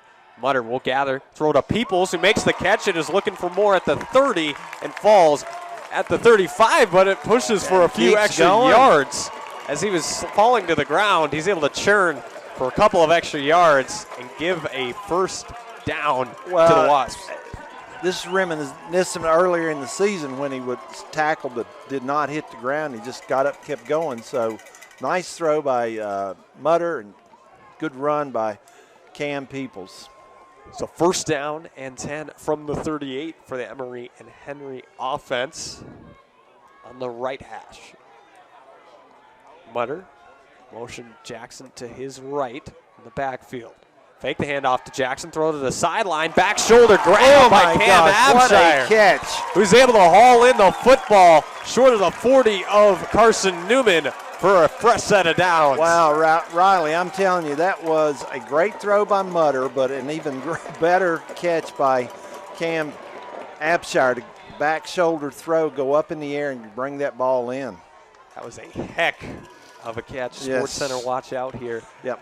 With 13-10 and rolling in the opening half of action in Emory, Virginia. 3-0 lead for Carson-Newman as the Wasps are driving offensively. Motion is tight end all red from right to left. Mutter will fake the handoff to Jackson, keep it himself, and he is buried in the backfield, including Ja'Cory Long, who made the stop for the Eagles. Yeah, that one did not look pretty from the get-go, and Mutter goes down with no gain. His 6th offensive rush of the day. Bringing up a 2nd and long now. So trying to get number 3, Mr. Mutter, involved with the running game, as he has been effective all year when able to rush the football. As he has a 2nd and 10 from the 41. Hand off to Jackson, looking for space to the left, but he's back in near the midfield line where he falls near the 50 in the middle of the Emory and Henry logo on midfield. Yeah, and Jordan Jackson's pleading his case to the white hat for a face mask right there, but no flag, and he gets thrown for a loss now. It's 3rd and 16, bringing up a passing situation. We need to be careful here because this is where the blitz usually comes, and there's a flag. That's going to go against Jordan Jackson because he's... Jordan Jackson called for unsportsmanlike conduct. Well, I think it... Got to get Jordan Jackson calmed down. You can't lose control against a team like this. You just kind of play into their hands. There might have well been a face mask right there, Riley, but there was no call, and you need to let it go and get back in the huddle and go on to the next play. Now you've put your team in a 3rd and 31. So you've gone from 3rd and 16 to 3rd and 31. 3rd and forever for the Wasps offense. And there's not many plays in the playbook for a 3rd and 31. Right, at their own 38. Likely just looking to get a chunk back, win the field position battle. Snotherly, the back in the backfield with Mutter after Jackson stepped out. Check down to Snotherly, near side, tries a hurdle at the 40. Goes up, but is grounded at the 42. That was a hurdle attempt. We'll say that. Some acrobatics there, and I think Snotterly is a little worse for the wear on that. But smart check down by Mutter. The walls are closing in on you. You don't need to make a mistake there and throw an interception. Just check it down to your running back. Let him see what he can do. And hopefully Wally Vender will flip the field and give the defense a good field position, good long field to defend. Snotterly tried his best Christian McCaffrey impression wearing 22 out there. Oh, boy. With a hurdle. Venter is able to field the punt, spirals it up on the near side, will bounce at the 20, and it will roll with an Emory and Henry bounce all the way to the 2. And that will be where Carson-Newman's offense sets up. Good job, Wally Venter. That was a high snap to begin with. He had some pressure on him there, gets the kick away and washed down it inside the 5-yard line. Here's where this disrupted defense needs to come alive. You know, as we've said in the opening, 21 total turnovers by this defense, 17 interceptions, 4 fumbles. They will be looking for some kind of turnover deep in the Eagles' territory. After the strong punt from the South African native who went to White Bear Lake High School in Minnesota. Oh, Venter. Your neck of the woods. Yeah, I know that area pretty well. It will be a 1st and 10 from the 2 for the Eagles offense. Whitson with the keeper cutting to the left is sent down behind the line for at most a short gain. Yeah, and if you want to call the safest play in the playbook, you call that midline option where the quarterback just follows right up into the hole behind the fullback. 2nd and 6. Ruled here at the 6-yard line. Whitson will hand it off the middle to Sullins, who's bottled up immediately after a few gains. Yeah, Caleb Lundy in on the stop along with Andre Crawley. So 3rd and manageable for the Eagles offense. Andre Crawley injured on that play. Boy, oh boy. He is down on his knees, currently on the ground. He is such an important part of that defense. And so we'll hopefully see. It's nothing serious, but he's down on the field. So it looks like he's able to get up, certainly not at his strongest we've ever seen, but on his own power is going to be able to walk off of the field. Well, a big play here for this Wasp defense. You want to pin, Wally Venter pins them down deep. You want to try and force them into a 3-and-out so you can get field position. Right. Last time we had them down in a situation like this, they ran the option to the outside. We did not have our edge rushers in place. They had a big gain. So 3rd and 4 from the 8 for the Carson-Newman offense. As Whitson will get set under center. Fake the handoff to Sullins. Instead, pitch it out to Ferguson, looking for space to the right. Spins around a tackler and pushing near the first down marker, and he got it. Falls at the right hash. Past the 15. That was well defended by the Wasps. Addison Nicely just did not make the tackle. He was there to stop it for a loss. Doesn't make the tackle. Carson-Newman picks up the first down. So fresh set of downs at the 16 right hash for Carson-Newman's offense, who has a 3-0 lead in the ball game.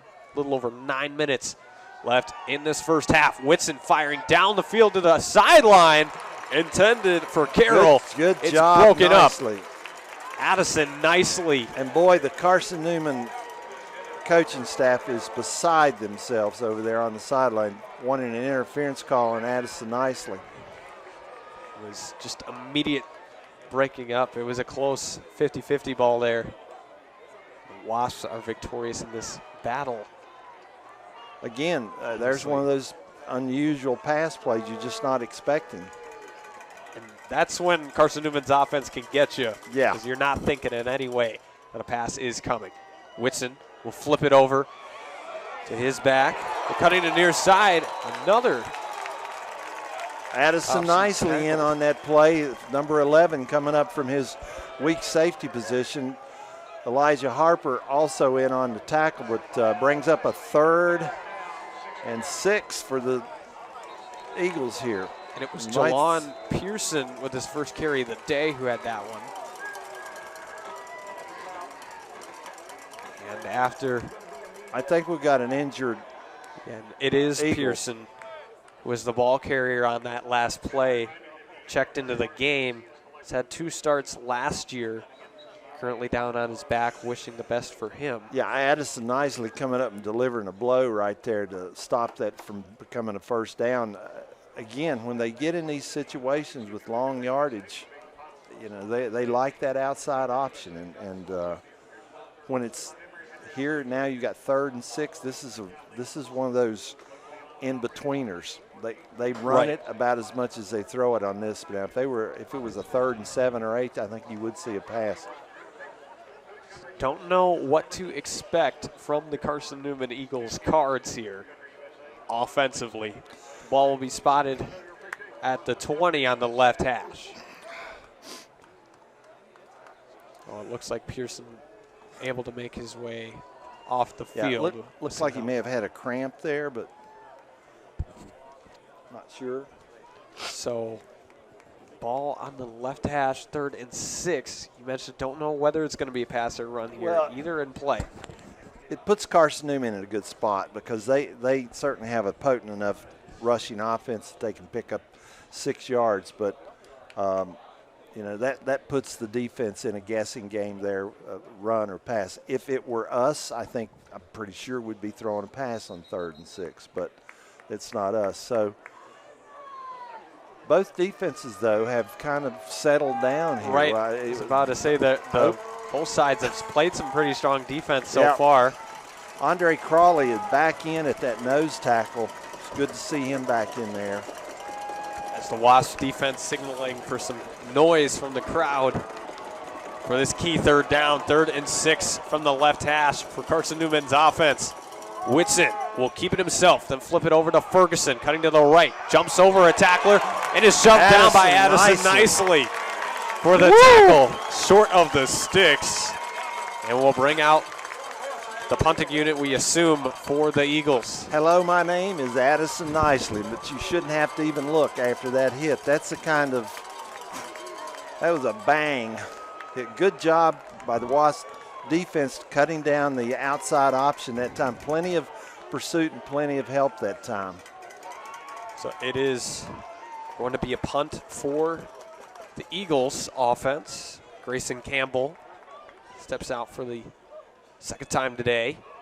We'll sky it up, rotating, takes a bounce at the 44, then takes an Emory and Henry bounce past the 45, where the Wasp offense will start. Well, the defense does their job. Wally Venter pins them inside their 5. They do give up 1 first down, but they hold them on the 2nd series, turn the ball over, and get the offense back on the field at the 45-yard line. Great job by the defense that time of shutting down this Carson-Newman ground attack. So 1st and 10 from the 46 is where the Wasps offense will start. 3-0, Emory and Henry down against Carson-Newman with just a tick under 8 minutes in the opening half. It's been a defensive showdown so far. It sure has, except for that opening series by the Wasps. They really haven't done very much offensively. So Mutter moves Snotherly to his right.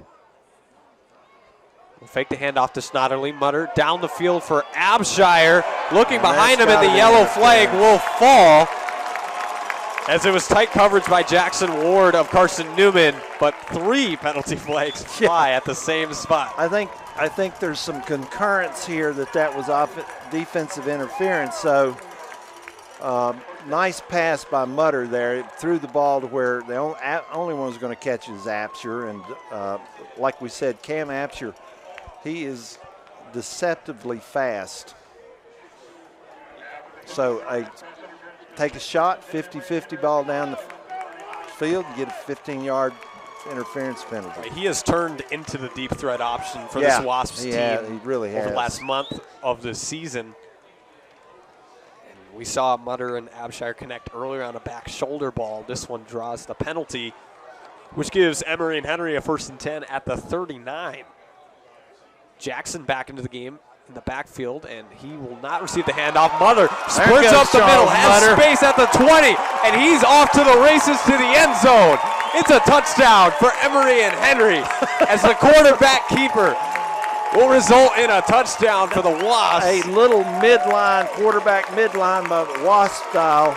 Charles Mutter just races to the end zone, takes a turn through the Brooks Field House, and returns to the sideline. Riley, that was a counter tray, pulling our two interior linemen. Carson-Newman went for that, and Mutter pulls it and goes the other way.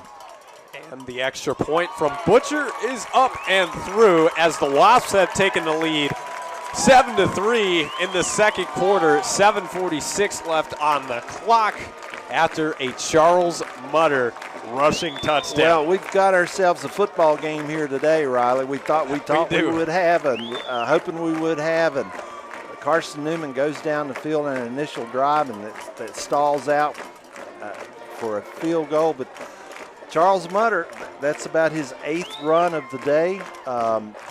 Coach Hunter had told me earlier in the week we're going to try and feature Mutter more running the ball. That has certainly come to pass here. And Absolutely. We haven't seen that. We haven't seen that much during the season. It's been Jordan Jackson or no one. So 7-3, the new score. Wasps lead over the Eagles in the second quarter. And finally, the Emory and Henry punches a ticket after the defense for the Wasps made some strong stands. We'll see if Carson-Newman has a rebuttal on the other side. So Sam Buckner will get set to send it out there for the Wasps, their kickoff specialist. He will put it into the air. And back exactly what we want Mr. Buckner to do. Goes through the end zone for a touchback. Ball into the end zone for a touchback, and a little extracurricular activity there between the Eagles and the Wasps. No damage, and Carson-Newman offense come back out on the field. I've been a little bit surprised by the passes that we've seen. Carson-Newman going to the air there, ineffective, and putting them in situations where they kind of dictated what the Wasps could do defensively. And the Eagles averaging 109 passing yards per game, last in the sack, but really just because they haven't had to. Yeah. They've been so effective running the ball. We'll see what they have for this drive as they start at the 25. Whitson will hand off to Sullins, looking for space, cuts to the left as he is stood up. And eventually he thinks he wasn't down, but the whistle blew. Yeah, and that's on the officials. They need to have and there's a flag on the play anyway, but they need to have a stronger whistle so the men will stop. But we've got a penalty. And a face mask called on the Emory and Henry. We'll move it 5 yards for the Eagles. That is the second time this season we've had that. We've had a ball carrier wrapped up and somehow or another had a face mask unnecessarily, and boy, this one hurts. So as the chains move up, it'll end up being all the way to the 45. Well, you know, long penalty. You fight to get the momentum on your side. Your offense goes down, cashes in. You got a 7-3 lead and good field position for the defense. And this is one of those things that can turn the momentum. So after the free yardage for the Eagles, Whitson will hand it off to Sullins. He is brought down immediately by William Hanlon of the Wasps. Hey, William Hamlin was almost in on the handoff right there to the fullback, but nothing going there. William Hamlin crashing down in to stop that inside fullback belly. Sets up 2nd and 10 after no gain. Ball at the 45 for Carson-Newman and the Eagles offense. Make the handoff, pitch to Ferguson, who cuts to his right, cuts back inside, and is stopped at the 46. Elijah Harper making that tackle, but what made that play was Jarrell Harrison getting outside and making it turn back in. And when it did, the pursuit can get there, and that's the difference you're seeing right now with this Wasp defense. Definite passing situation here for the Eagles. It's a key 3rd down, 3rd and 8 at the 47 for Carson-Newman. Whitson indeed will drop back, step up, and he lost the football. It's on the ground. And I think the Wasps have the ball. He lost. It's a matter of whether or not his arm was moving. It is recovered by Mark Harris. Of all people, of the Wasps. If it was a fumble, I assume they may look at it, but on the field, it looks like they ruled it a fumble. Yeah, it was called on the field that his arm was not moving forward. Mark Harris falls on it wisely. I'm not sure who it was that knocked the ball loose. As we await the official ruling. Well, it looks like Carson-Newman's challenged the call. Yeah, not surprised. It was a live action, maybe tuck rule situation kind of Yeah, it's either going to be 4th and long or 1st and 10 for the Wasps. We'll find out the call when we get there. I mean, already we've talked about it all season. There's been a lot of reviews of this whole new review process in the SAC this year. Yeah, I would never have thought there'd been this many reviews. You had 2 last week. Anderson challenged a call in the end zone for a touchdown. They lost, and we challenged a fumble recovery that they turned over. So what they're trying to decide was his arm coming forward.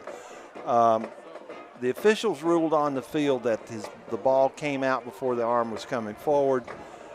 I'm not sure he was in an actual throwing motion. That is the question. Yeah, I mean, it's like he's starting to, but I'm not sure he gets his arm up and starts coming forward. But the ball moved forward looked like 4 yards, but the question is whether that was a throw forward or it was just ripped out of the hands of Whitson. Oh, I think the ball moved forward because it was knocked out of his Whitson's hand. So the call on the field is a fumble, and we await the official review. So we have got ourselves a game here, Riley. Yeah, we do. Both score 7-3 with 6 minutes and 12 seconds left in this first half. Both teams, it seems like the defense is controlling. Right. It has been a defensive battle. Yeah. Total yards. Yeah. The 106 total yards for Carson-Newman, 166 for the Wasp. Most of that 166 is on the legs of Charles Mutter III. He's rushed for 94 yards already. 7 carries. Wow. 7 carries, 94 yards for Charles Mutter, and a touchdown. And so, boy, big call right here. It's going to be, even if it is overturned, it's going to be 4th and long for the Eagles, which will put them in a punting situation and could put the Wasps deep in their own territory. So, important call here. Yeah, and the review is taking a long time. It's still awaiting it as they're still in the tent reviewing all that was that play. There's 6:12 in the second quarter. You have 106 yards rushing for the Eagles and 99 for the Wasps. 94 of that, as I said, was Charles Mutter III. And it was a fumble. So Carson-Newman loses the challenge. They do not have one left, and they lose the timeout. And so the Wasps, terrific field position here on the Carson-Newman 43-yard line. Jump start for the Wasps offense after the fumble recovery with 6:12 in the second quarter. 7-3 lead for Emory and Henry as they begin this next drive. Mutter move Jackson to his right. Mutter shotgun snap, will pull it back. Look to throw down the field. Has Peoples wide open on the near side, and he brings it in for a touchdown. And they did not call that late hit on Carson-Newman. What is going on, White Hat? Cam Peoples receives the touchdown. Sorry about that. Long ball. That is called the Z route. Cam Peoples, it's a double move. He comes down the field. He looks like he's going to run a post. He gets that defender to turn his hips, and then he turns it to the corner of the sideline or end zone, and it's just a matter of whether Mutter can get the ball there. Mutter delivers the strike to Peoples down the field, and the extra point from Butcher is all good. 14-3 lead for Emory and Henry with 6:05 in the second quarter in Emory, Virginia. Well, Coach Quentin Hunter going for a dagger right there. Gets the big turnover with his Wasp defense, this disrupted defense that they've been all year. That's number 22, and Coach Hunter goes for the home run on the very first play. That pattern, once you get out there and get him in single coverage, When he runs that double move, turning it inside, then turning it out, it's just so, you cannot keep up with him. When you get your hips turned, now you've got to turn around and try to run him down, and it's just impossible. Great coverage or protection by the Wasps. Great throw by Mutter, and the Wasps go up 14-3. So Sam Buckner will kick it off again after an extended lead is taken by the Wasps 14-3 with just over 6 in the first half. And this battle between the top two teams in the Mountain Division of the SAC, it's looking like it's going to be a close one potentially here. 6:05, it's sent up. Get in there. And caught after the fair signal by Ferguson. Yeah, there's a fair catch on that. And we have a little bit of jabber between the two teams on the near side. But after it all cools off. Yeah, a little extracurricular there. And it happened on the last kickoff as well. So the Sam Buckner doing his job, pinning them deep, no return. Fair catch call that time. The previous time he kicked it into the end zone, but now we'll see if Carson-Newman can dig into the deficit. 14-3 lead for the Wasps. Whitson, the quarterback for Carson-Newman. Go under center. Keep it himself, looking for room to the left. Goes head down and falls at the 30 of Carson-Newman. Caleb Lundy delivering the blow there. Again, that's that midline option. There's no fake to it. He's just pulling the ball and following the back up in the hole. So quick play to start for this Carson-Newman offense. Sets up a 2nd and 5 from the 30 left hash for Whitson and co. Tight formation. Bradley motions from right to left. It's a handoff to Sullins, who bounces to the left sideline. And they're going to give him first down there. He is able to get the first down on the play, moving the chains for the Eagles offense. Yeah, Sullins able to bounce outside that time, avoid this Wasp defense. It's 5:15 and rolling in the first half of action. Whitson under center. Will keep it himself, then flip to Ferguson.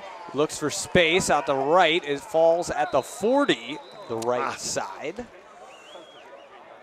Yep, you had really good play that time by Kendrick Can and Elijah Harper out on that edge, turning that back in. Jarrell Harris in there to help as well from the safety position. 2nd and 6 after the 4-yard gain for the Eagles offense. Whitson keeps it himself. Elijah Harper, and then William Hamlin in on the tackle after a few yards from the quarterback. Jarrell Harrison down on that. I thought they had I thought roll blocks were no longer allowed, but Jarrell got rolled that time by Carson-Newman. He's down on the field. The 5'6" junior has been a pivotal piece of the Wasps' secondary. Yeah, he has been all season pivotal piece, and so he is being helped off the field. Not on his own power, but wishing the best for number 21. Well, you hate to see these legs get rolled up on like that, and that you know, I thought we were done with roll blocks out on the field, but evidently, and that does not look good for Jarrell. He's helped off the field. Keaton Edwards will take his place at the free safety. So it's Edwards and Robinson who remain at those safety roles. Addison nicely back there in the secondary in the middle. Whitson will turn around and look for space to the left after the keeper. He has the first. A couple more wrapped up out of bounds. short of the 50, but a new set of downs for the Eagles. Yeah, and some fresh bodies in there for the defense. Jacob Robinson in on that tackle. So new set of downs, 1st and 10 from the 48. Whitson again under center. We'll hand it to Ferguson, who's sweep. Looking for room on the right sideline. Good play. Short of the 45. Sorry, Riley. Good play by Kendrick Can getting off of that block. I'm sorry for interrupting you there. It was a strong play from number 5 there. Was shaken up earlier, but returned to the ball game. Well, this is what Carson-Newman likes to do. 2nd and 4 gives them a lot of options. 3:25 and rolling in the first half. 14-3 lead for Emory and Henry. The Eagles offense driving. Whitson will toss it over to his back Pearson, who is tackled by Edwards after the short gain attempt. Edwards' replacement for Jarrell Harrison at that free safety. And again, that's who's got responsibility for the pitch, to run that alley to get to that pitch. It's not easy. You really have to get on your horse to get there. Brings up a 3rd and long. This is a passing down for the Eagles, but where they are, they may keep it on the ground. They looked to gain a few, instead lost 3. Whitson will keep it himself, looking to power for the first, is able to cut inside and is wrapped up at the near side 40 after a first down is gained by Carson-Newman. Yeah, Jacob Robinson just missed the tackle right there. He had the quarterback for possibly a loss right there, and he missed the tackle, and first down for the Eagles. Whitson, the quarterback who has been the starter for the Eagles since the game against Catawba a few weeks ago. Effective on the ground. We'll flip it to Ferguson, cutting to the right, and the ball pops up into the air. It's picked up by Elijah Harper, and he is able to fall at the 45, where Emory and Henry will take over. Another takeaway for the Wasp defense. And boy, there's Kendrick Can struggling to get up. Kendrick is playing through a lot of pain. He's got a ankle that he twisted, and then he's got his other wheel is injured too. So Kendrick Can's playing through some pain. Great play by him. I'm not sure he's the one who caused that fumble, but I'm telling you what, if Elijah Harper had gotten loose, it would have been a foot race to the end zone. Elijah Harper is one quick defensive end. That he is. Big play, big turnover by the Wasp defense. 2nd fumble of the day for the Carson-Newman Eagles with 2:02 remaining in this first half. So potential 2-minute drill offense for Emory and Henry with a 14-3 lead. Ball will start on the left hash, and whistles are blown.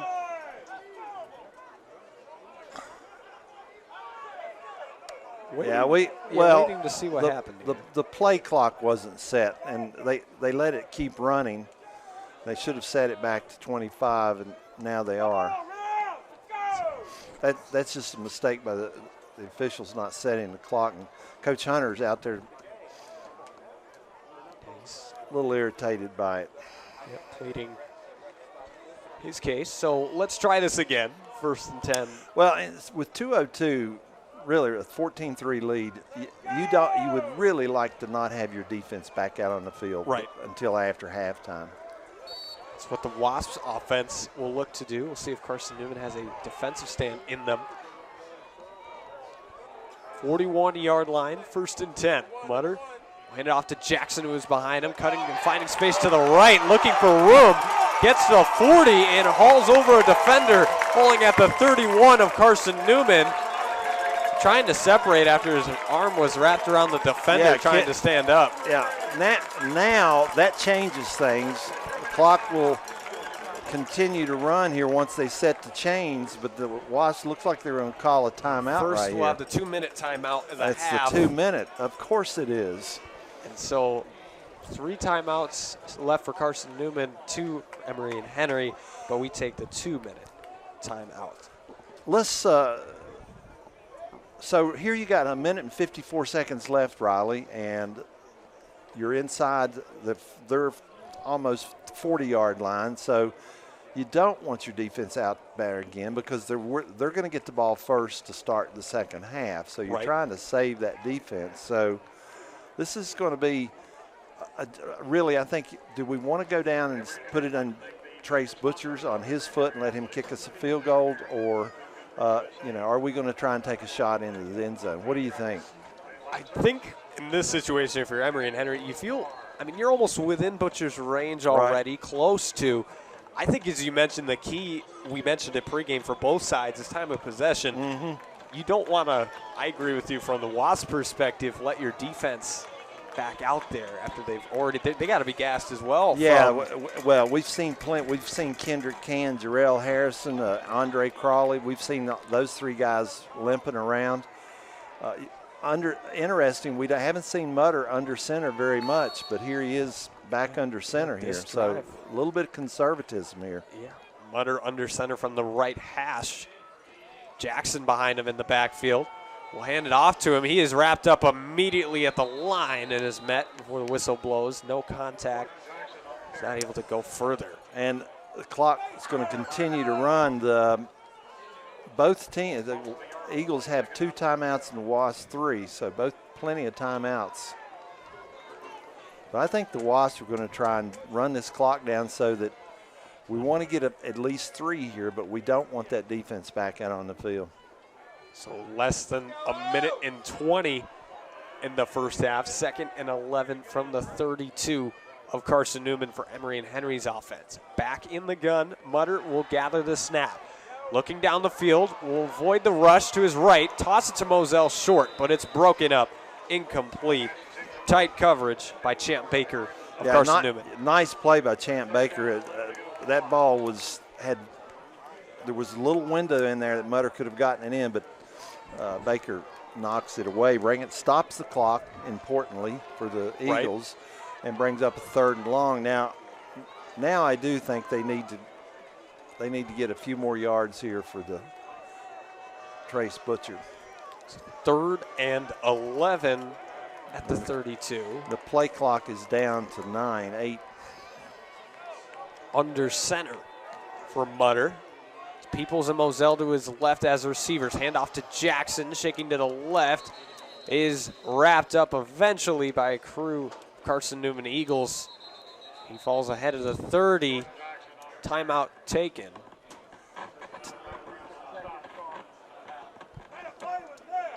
As Carson-Newman, I believe, will take their first timeout of the half.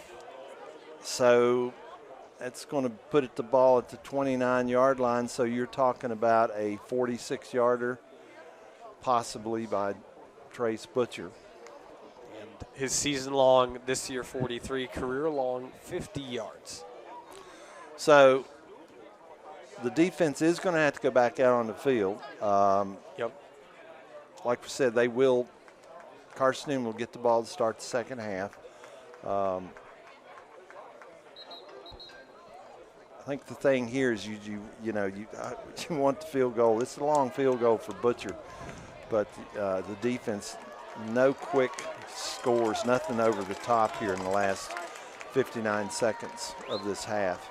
So field goal attempt upcoming for the Wasps from the left hash. Ball spotted at the 29 for Trace Butcher to try to put it through the uprights. 14-3 lead for Emory and Henry.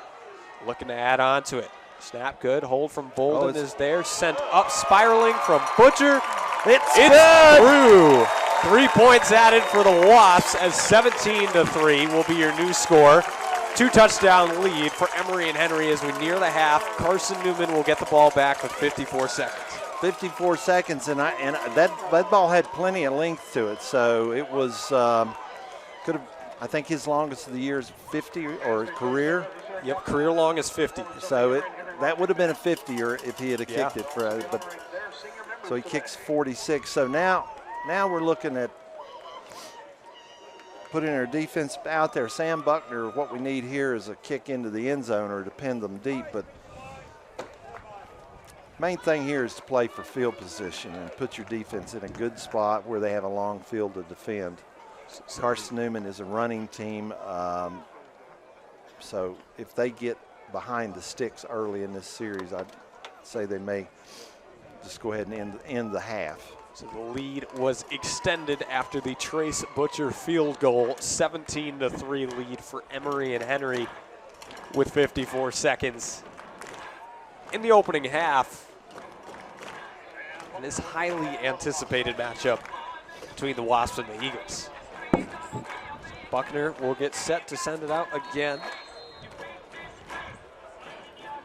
As the Statesville, North Carolina native skies it up into the air, fielded by Ferguson on the near side. Past the 10, 15, 20.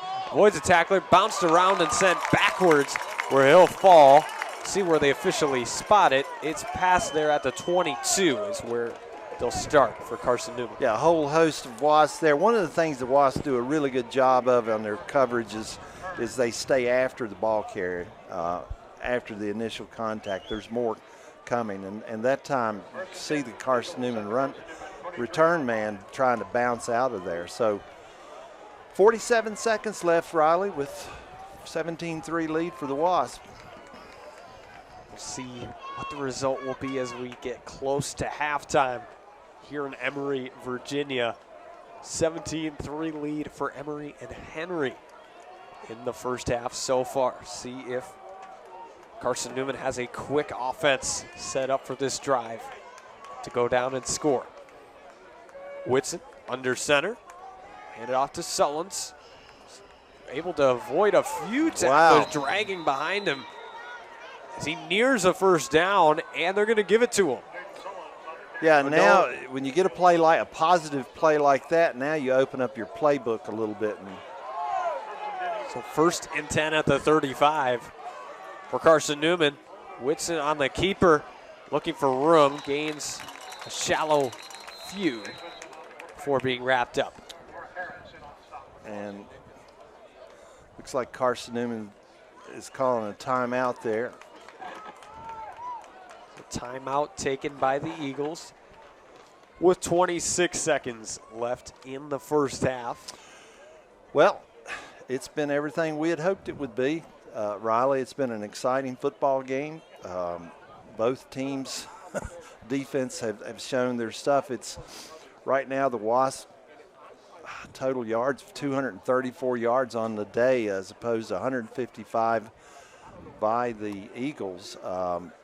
And the rushing yards is probably all 155 of that is rushing for the Eagles. 124 yards rushing for the Wasps. As we said, Charles Mutter accounting for 94 of that. Charles Mutter on the half so far has run the ball 7 times for 94 yards. He's averaging 13 yards carry. So smart move to put the ball in his hands, let his feet be a part of this game. That's been their game plan today, and it has been an effective one. It's 26 seconds remain on the clock for the first half. Whitson will go under center, fake the pitch, keep it himself, looking to throw, evades the rush to the right, throws over the middle to Ferguson, over the head of his man, falling incomplete. And there's that bootleg with what I call the waggle. They fake the pitch and then he bootlegs away. They have no timeouts left, but that stops the clock and gives them a 3rd and long. And now they have to be wondering, are the Wasps going to make us punt this if we don't get a first down here? And so they see the Eagles try to run out the rest of this clock now. They've got 3rd and long. Will have that decision potentially. It's a tight formation on 3rd and 7 from the 38 for Carson-Newman. Whitson, handoff to Sullen, stiff arms and turns around the other way, cutting to the near side. Tackled at the 30 for a large group of Wasps. Is able to make the Wasps call timeout here, or they let the clock run? They're going to let the clock go, it appears, which will send us to the half. 17-3 lead for Emory and Henry so far in this ball game over the 17th ranked Carson-Newman Eagles.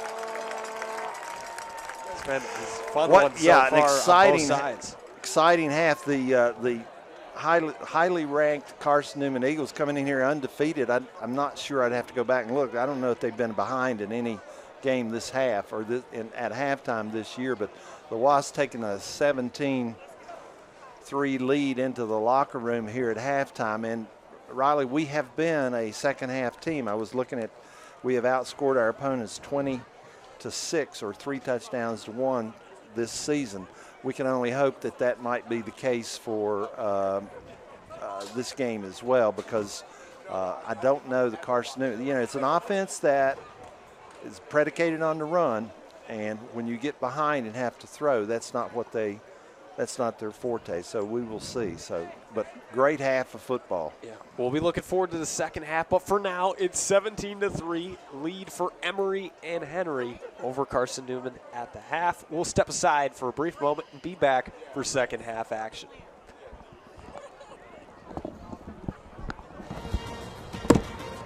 Major support for Emory and Henry football on WEHC and WISE-FM comes from Food Country USA, the food specialists serving Southwest Virginia and Northeast Tennessee since 1914.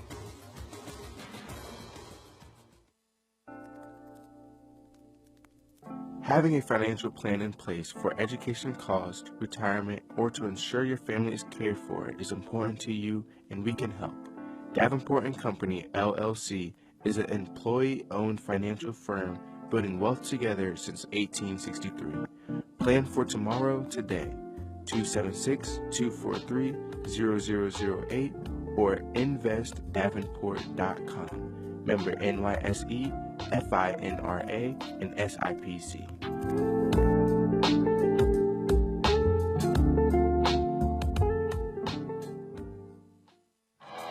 Support for WEHC 90.7 Emory comes from Snow's Fine Meats and Provisions, a neighborhood butcher shop in downtown Abingdon specializing in locally sourced pasture-raised proteins, handmade deli items, and specialty goods.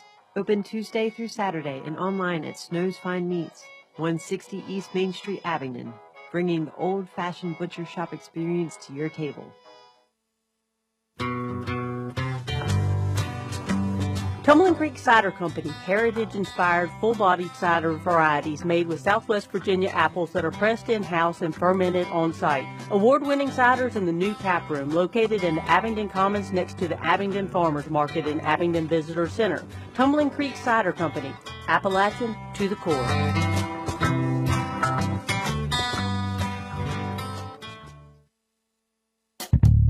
The Emory and Henry Reserve Officers Training Corps, or the ROTC, has challenged the UVA-Wise ROTC to a friendly competition. Help feed the hungry by donating non-perishable food items at the ROTC offices at both universities. The items collected during these food drives will be donated to Faith in Action, and the winner will be announced at the Southwest Virginia Bowl, when the Emory and Henry Wasps football team takes on the UVA-Wise Cavaliers at Emory and Henry on Saturday, November 9th.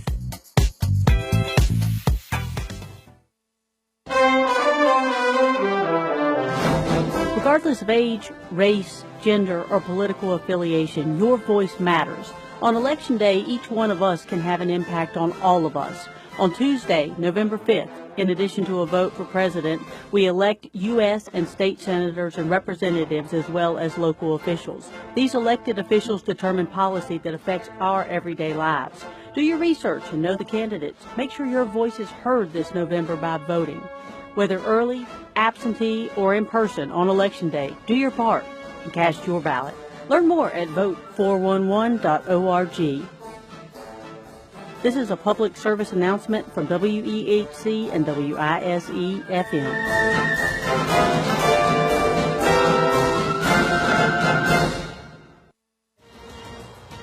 Emory and Henry football broadcasts on WEHC and WISE-FM are made possible through the generous support of Food Country USA, Tom Graham and Kyle King of Davenport & Company, Snow's Fine Meats, and Tumbling Creek Cider.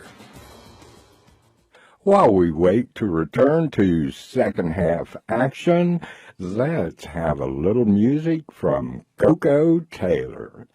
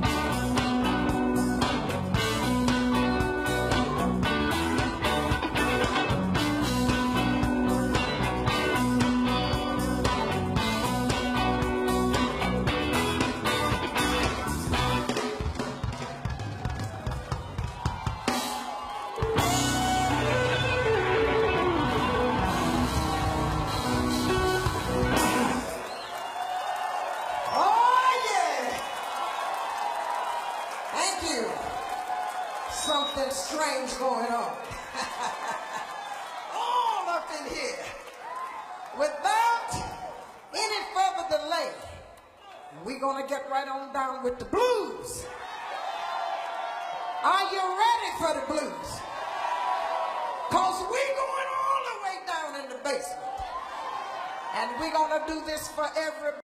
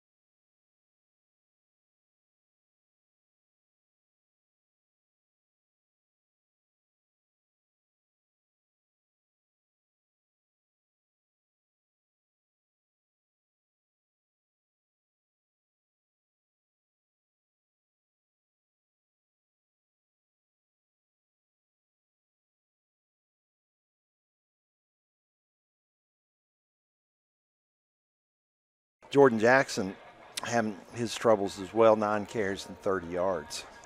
Right, that I think is noteworthy that we talked about Sullins going into the day. I mean, with this offense, they're going to just feed everybody, but Sullins has been their guy with that fullback spot, that B-back, to really just carry the load. And so far today, it's been balanced with everybody. As Don Bradley has 43 yards, Cam Ferguson 37, Zane Whitson 35, Sullins down at 20. It's been kind of balanced so far. It really has, and the Eagles down 2 touchdowns. I'm sure there is zero panic in that locker room at halftime. They get the ball to start the half, and I think you're going to see them go back and try and establish the inside-out type of option. They're going to try and get Sullins to where he's running the ball, and then they've hurt the Wasps on the outside option because we just have lost our containment out there and not been able to get out there as quickly as we should have. But I think you're going to see them go back to try and do some damage on the interior with Sullins so that they can open up that middle. As for the Wasps, Charles Mutter was slow getting up a few times. We've had Andre Crawley slow getting up, Kendrick Can slow getting up, Jacob Robinson slow getting up, Jarrell Harrison. We've had our guys in the white jerseys on the turf a little bit longer than what we'd like. But for the Wasps on offense, it's going to see how Mutter is he going to continue to run the ball, because his best half by far rushing, 7 rushes for 97 yards. And when you add to that, he's 6 for 8, 110 yards passing. Mutter has accounted for over 207 yards of offense for the 204 yards net for the Wasps here. He's had a terrific half following a big game down at Anderson. Both teams will think this is a physical game. Yeah. And as you talked about with Carson-Newman getting the ball back right away, 14's right at the number where you kind of mentioned it. They don't need to hit the panic button. No. I don't think they're going to necessarily change up their offense because of it, that they're not going to force anything down. I think both teams are kind of comfortable with, obviously, Carson-Newman wish they're ahead, but they're not out of it by any means. Well, they're not out of it. Yeah, you're exactly right. They're not out of it by any means. But I tell you one thing, they cannot go down another score. They give up another score to the Wasps. Then they've got to abandon, they've got to shelve some of their offense and go with the passing and being 0 for 5. That's just a factor of them not throwing the ball very much. But if they have to get into a place where they're playing from behind and have to throw the ball, that's the one key handicap of this offense. You don't ever want to play from behind. It's kind of like the old wing T that everybody runs in the state of Georgia, that, the wing T's great as long as you're ahead. So right. Always better, when you're on the upper side of things. Yeah, absolutely. So I'll be interested in seeing some of our key players on the Wasps. Are they healthy? I mean, were they, are these just nicks and bruises? And Jarrell Harrison looks like he's up and going. He got rolled out there one time and looked like he took his knee out. And Jacob Robinson's moving around pretty good. And Andre Crawley, well, he is just one tough customer. He you might knock him down, but he's not going to stay. And then Caleb Lundy, the leader, that him and Addison Nicely, that defense. Addison Nicely had some big plays in that first half. Yep. He leads the Wasps in tackles with 6 unassisted, 1 assist. So 7 tackles for Addison Nicely. So he delivered some hits out there that were pretty vicious. Yeah. And throughout the season, we mentioned it before going to break, Emory and Henry has been a second-half team, but they're going to need, you're comfortable with 14 points, but you still got to keep that foot on the gas when you're facing a Carson-Newman team. You can't, Coach Hunter and the offensive staff cannot afford to get conservative here, but at the same time, last week we did not have a turnover. We've had one today. Charles fumbled on a 39-yard run. But turnovers, we've got to stay turnover-free right here. So we are moments away from the second half of action in Emory, Virginia, between the Wasps and the Eagles. 17-3 lead for Emory and Henry going into the second half. It's going to be likely in range for both teams, with Carson-Newman receiving the football first with a chance to put points on the board and dig into the 14-point deficit. So Sam Buckner, the kickoff specialist for Emory and Henry, will send it up and away, and it's second half action time at Fred Self Stadium through the back of the end zone for a touchback. And what you're looking for here, if you're the Wasps, is a quick 3 and out, that defense to take away this second half advantage of getting the ball first, and that's a tall order on this offense. And I think you talked about it a little bit too. It feels like the difference between 14 and 21 is pretty significant. For example, of getting that third possession in a game would really shake things up. So the offense will go onto the field for Carson-Newman. And it looks like we've got our full complement of starters back out on the field. First and 10. Whitson under center from the 25 for Carson-Newman. He'll drop back. We'll flip it over to Sullins, who's looking to the right sideline and is wrapped up past the 30. A flag will fly on the distance side from the play itself. Mark, that's that speed option right there. There's no blocker out in front of you. You just go down the line of scrimmage and pitch. That's, I believe, an illegal block against the Eagles right there. So that will reset things here. So we back it up. Eagles we're spotted at the 22 or so, it looks like. And we'll continue play there. Okay, I'm not sure. I didn't hear the call, but a penalty against the Eagles. So first and a little bit to go. Flip to Sullins from Whitson. He's sent out of bounds short of the 30. Yeah, they're running a speed option there, trying to get the Wasp flowing out of the middle of the field.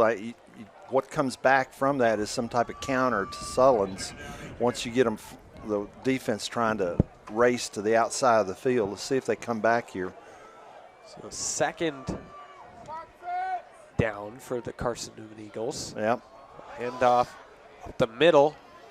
And it's enough for a first down for Ferguson to move the chains, falling at the left hash. Yeah, that little counter coming back, you get them flowing to the outside, and then you come back with a counter, and nice running lane there for the Eagles. So the drive continues, 17-3 lead for Emory and Henry, with under 14 in the third quarter. Whitson fake the handoff, flip it over to Ferguson, tries to avoid a tackler, but he is brought down by Jarrell Harrison in the backfield. The little 5'6" dynamo free safety for the Wasps, Jarrell Harrison, coming up and making that tackle. Number 21 stepping up. He's having a really big game. And that spot on the field is really so key to stopping an option offense like this. Well, now that you got them thinking pass, and that's exactly what you want them to do. So second and 15. Yeah. Distance for the Eagles to go. Whitson from the right hash. Step up to the line. Throw to the left, and it's going to go off of the left hand of Cade Meeks, the receiver, incomplete. They just tried to throw it laterally sideways. Well, and that time that time they ran a wheel route with the running back that time. He was wide open down Cam Ferguson. Boy, I don't know if Sean Collins didn't see him or if Addison Nicely, but on the opposite side of the field, it was wide open. And sometimes you'll see them fake it and then go back that. But here's a definite passing down, 3rd and 15 for the Eagles. 3rd and long for Carson-Newman's offense. Whitson under center, will drop back. Looking to throw, is pass rush against him, but he avoids it. Running to the right sideline, does get rid of it, fires over the middle in a diving attempt by Cade Meeks, who is able to bring it in. On the far side, 30, well, a crossbody pass is ruled a catch by Meeks. Boy, that looked great play by Whitson that time to avoid a sack and then make a completion before going out of bounds. But He's going out, and number 16, Trey Luttrell, coming in as the quarterback. So substitution there. No challenge flag thrown by Emory and Henry. So 1st and 10 at the Emory and Henry 31 for Carson-Newman. Luttrell There's a hold. Looking for room to the right on the keeper. Falls at the 25. William Hamlin, that time being held on that quarterback midline option there. They have run that play repeatedly today, and it's gained yards for them on. And the Wasps getting in some fresh bodies right now. Luttrell, the new quarterback for the Eagles, made 2 starts so far this season. There's it. We'll hand it off near side to Pearson, looking for him at the 20. Out of bounds and runs over a cheerleader. Oh. I hope she's all right. Photographer with her camera, but who? And that is going to be enough for a first down for the Eagles as they continue this drive. It looks as though she's all right. But that was a full-on that was collision down there. But 2nd and 4, 25, handoff. We'll go to Ferguson, looking for room to the right sideline. Takes a leap out of bounds, past the 15. Well, here's where the Wasps, in first half, they stiffened once they're down into this red zone. But now, as you mentioned earlier, Riley, 70% of the time the Eagles score a touchdown when they get to 20. Top of the sack in that category. So Luttrell under center. Take the snap, give it to Ferguson, right up the gut, spinning around, barrels to the inside the 5 of Emory and Henry, and it falls short of the goal line. Well, that's a counter play that they run, and there's really kind of a trap, and they get you flowing outside, and you kind of take your own self out of the play, putting in some Hamlin and Andre Crawley going back in as the Wasps now have a defending 1st and goal for the Eagles at 5. Continuing to rotate the defensive line. 1st and goal for the Eagles offense. Going up the middle, and it's nowhere to go for Sullins, who stopped short. We'll bring up another attempt. And you see who's in it. You got Hamlin, you got not Andre, but you got Caleb Lundy and Jacob Robinson. Fresh bodies going back in for the Wasps. 2nd and 4 now. 2nd with 4 to go to the end zone. Yeah, and you really got to watch tight ends here. They like to sneak him into the back of the end zone and just pop it over there. It's a tight formation. Luttrell gives it over and going into the end zone. It's a touchdown for Carson-Newman. The give was to Keithan Washington, who checked into the game, as he scores the first touchdown for Carson-Newman today. 17-9 the new score before the upcoming extra point attempt. Well, a big play there by Whitson, and they scramble and finding number 14 down the middle of the field, Cade Meeks. Yeah, that play continued the drive for Carson-Newman, and they capitalized with a touchdown. The extra point from Bennett Smith. There's a whistle blown before it. Well, it's my move. We've jumped once already. See who moved. And it's going to be on the Wasp. It's another penalty on a field goal or extra point. Yeah, they're going to deny it. Officially offsides on the Wasps, but we're just going to try it again. They will refuse the penalty and keep it where it is. So another attempt. You never know at these wishbone or these option offenses if they're going to get it closer and they're going to run. Right, with that opportunity, they could, but instead Bennett Smith sends it up.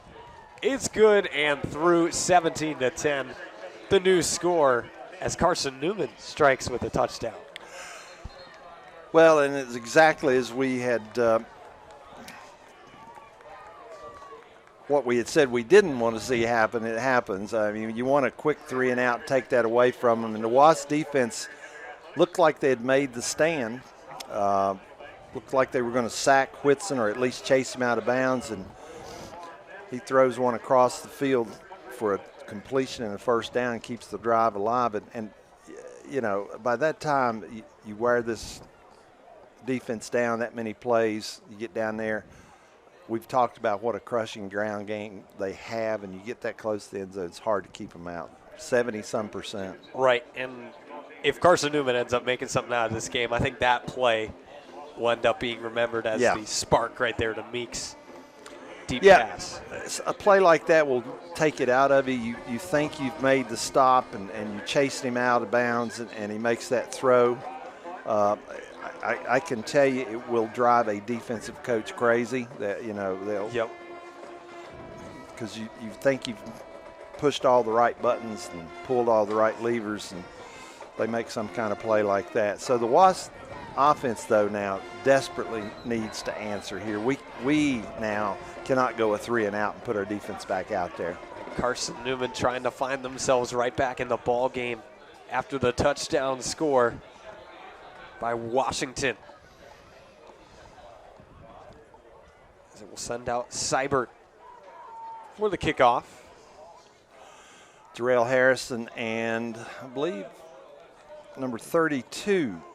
It'll be Rudolph Paul getting in. Rudolph Paul. The kick return action instead of Cam Peoples down there for the Wasps.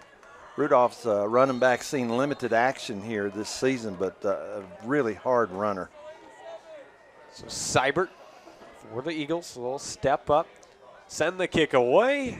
It rotates spiraling. Harrison will receive it. It does have a long return so far on the year.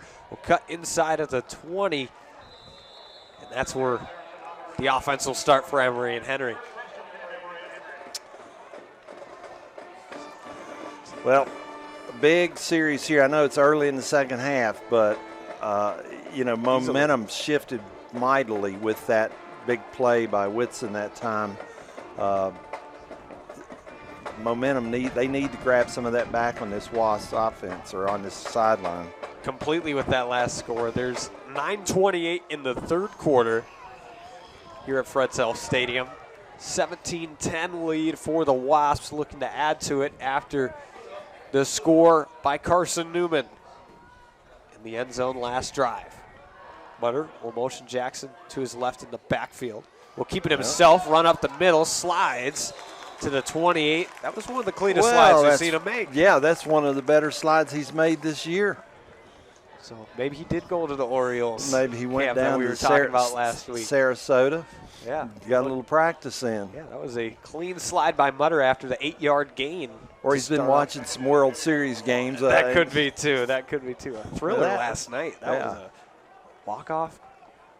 But 17-10 is how this game stands with under 9 minutes in the third quarter. Mutter will hand it off to Jackson, looking for the first. He's close to it.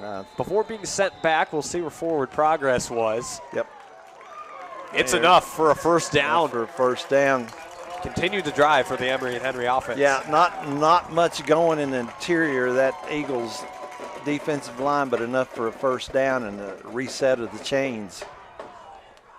Under 8:30 in the third quarter. 17-10. Emory and Henry lead. Fresh set of downs after the first down by Jackson on the run. Bring it to 1st and 10 from the 31. Left hash for Mutter. Lewis Jackson behind him. That's where the ball will go. A short gain. He's wrapped up quickly after the handoff.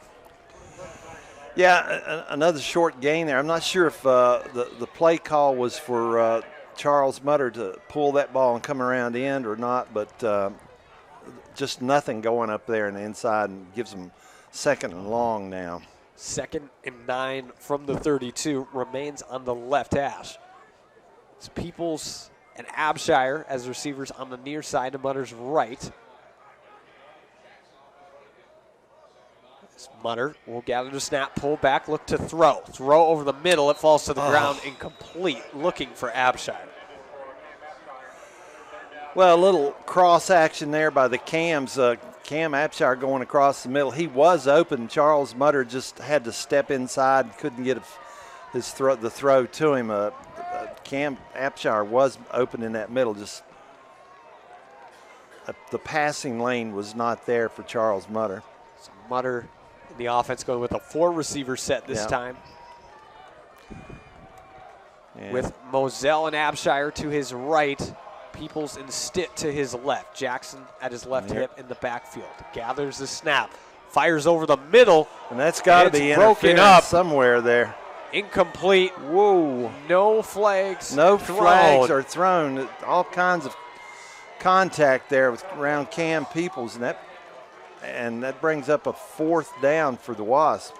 Wasps will be forced to punt here in the third quarter with 7:23 to go in the third. Good protection that time for Charles Mutter, and Jordan Jackson staying in to block. Picked up a key block there on the linebacker. There was potential, but not quite able to deliver, so it will be Wally Venter who goes out there to punt again. This one sky high, spiraling to the 15, where it's a fair catch. Nice punt by Venter. That flips the field for the Wasp defense, gives them a long field to defend, and boy, they need a stop right now by that defense. 17-10, the score in the third quarter, but the Carson-Newman Eagles are quickly gathering the momentum early in this second half. So they'll start at the 16 with a 1st and 10. See which quarterback option they go with. It's back to Whitson. Whitson's back. It's been Whitson most of the game, then a quick appearance from Luttrell. And it's back to Whitson, who will be under center from the right hash. He'll take the snap. He'll run himself and is wrapped up. A number of Wasps, including William Hamlin, on the play. Yeah, William Hamlin and Elijah Harper there on that, again, that quarterback keeper.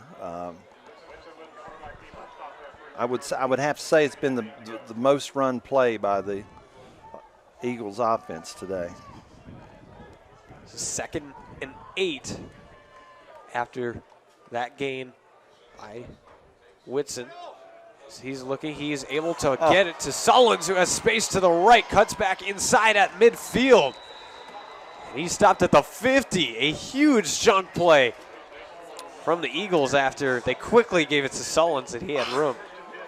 It's kind of a counter back with that fullback coming back inside, and you got Sullins just going up through the middle. It's almost as if they didn't see him, and we switch out linebackers here. Caleb Lundy and Mark Harris, A.J. Barris and Josh McCray come in as the linebackers. So Jalen Washington in at receiver for the Eagles. Whitson takes it himself, moving to the right, falls at about the 45 in a group. Yeah, Jacob Robinson in on that tackle along with number 26, Josh McCray. But good yardage, though. It was a quick gain by the Eagles offense, setting up a 2nd and 6. From the 46 of Emory and Henry, 17-10 lead for the Wasps, under 6 in the third quarter left in this ball game. Eagles looking to drive down the field. It's an under center. We'll give it to Ferguson. Sweep. He's looking for the 1st down. Steps out of bounds. And it was enough for the 1st down. Yeah, another 1st down. And the Eagles offense starting to chew up yardage, chew up clock, and chew up people. It's looking like it may be an interesting ball game here going towards the 4th. As we near the 5-minute mark in this third quarter, and that clock just rolls when Carson-Newman's on the field.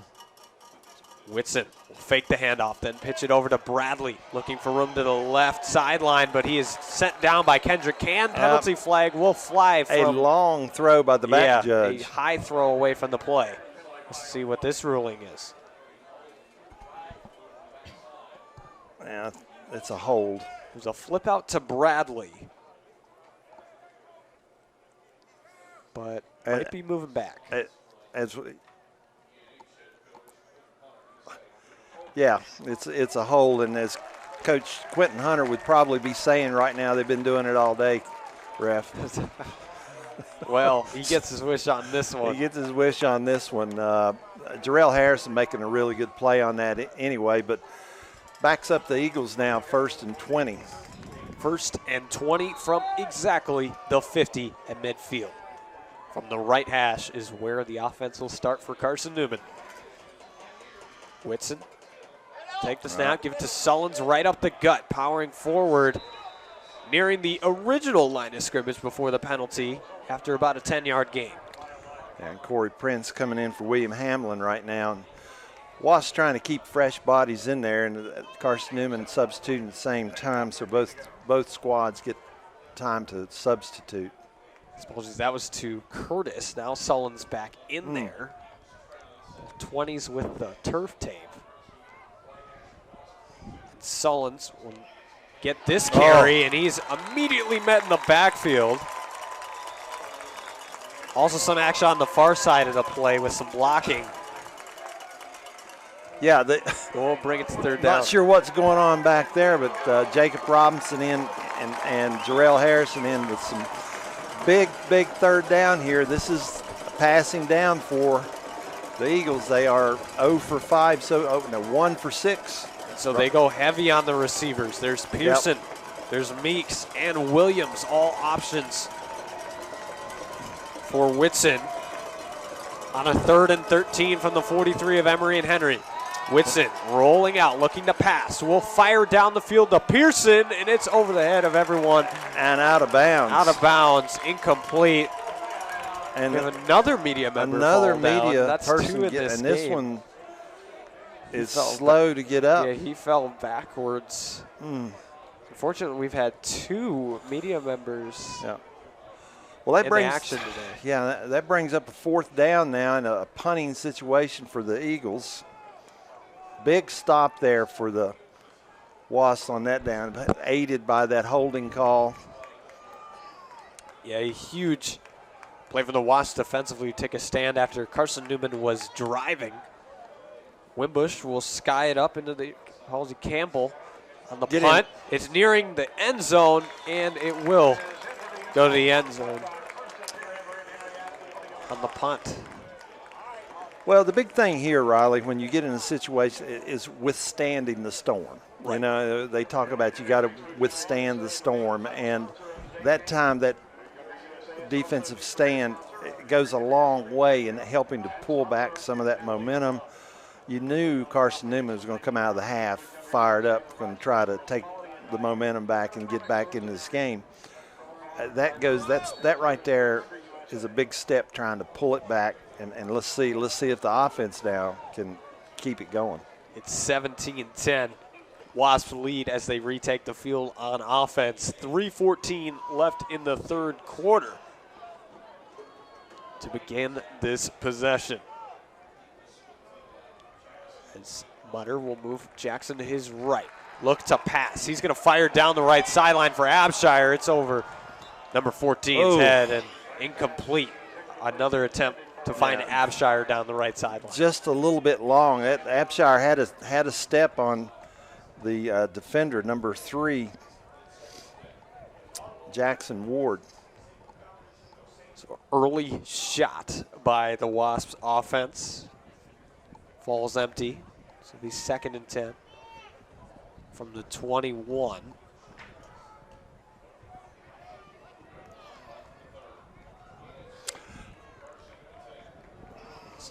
Mutter will move Jackson to his right in the backfield. 2 receivers left, 1 right. He's going to keep it himself, looking for room up the middle. He's able to get past an initial defender and is buried past the 25 for a few yards. Well, this play, they faked the counter tray. They pull 2 linemen. Mutter fakes the handoff to Jackson, and then he goes, replaces where those linemen came out. It's been I think that's what he scored on in the first half, and big gain right there and making it manageable. Certainly a similar concept at least. Yeah, exactly. 3rd and manageable. 3rd and 4 for the Wasps from the 26 right hash. 2:30 and rolling in the third quarter. 17-10 lead for Emory and Henry. Pull back from Mutter, looking to throw. Pressured, is able to throw it into the dirt. I don't think he got it past the line of scrimmage. Did he get it there? Yeah, I think so. And no, penalty flag is thrown. Yeah, this is likely intentional grounding.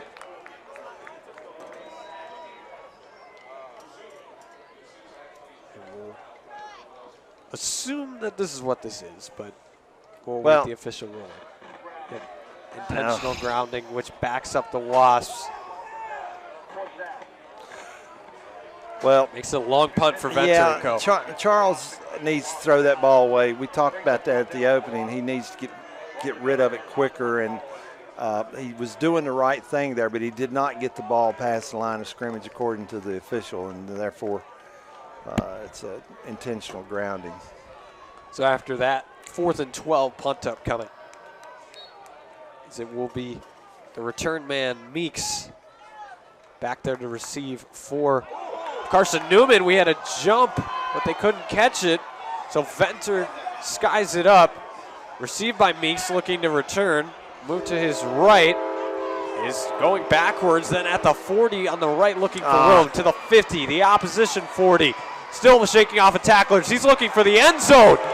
Cade Meeks has gone the distance and has a touchdown for Carson-Newman. But the flag is on the field at the original. Flag is on the field, and I don't know if the flag is on Coach Hunter because he's livid that there was no offsides Right, called. there was movement at the beginning of the play. They may have actually called it. We'll see what the ruling is. And it was offsides on Carson-Newman as was at the beginning. Absolutely, it was an offsides. He was. It was the crowd as well. Was flashing there. Everybody called offsides. So that doesn't change the down. It's still 4th down, but now we're going to punt the ball again. And here's something to think about. As a punt team, you're winded from running down there. Now you got to make sure you got fresh people out there. Yep.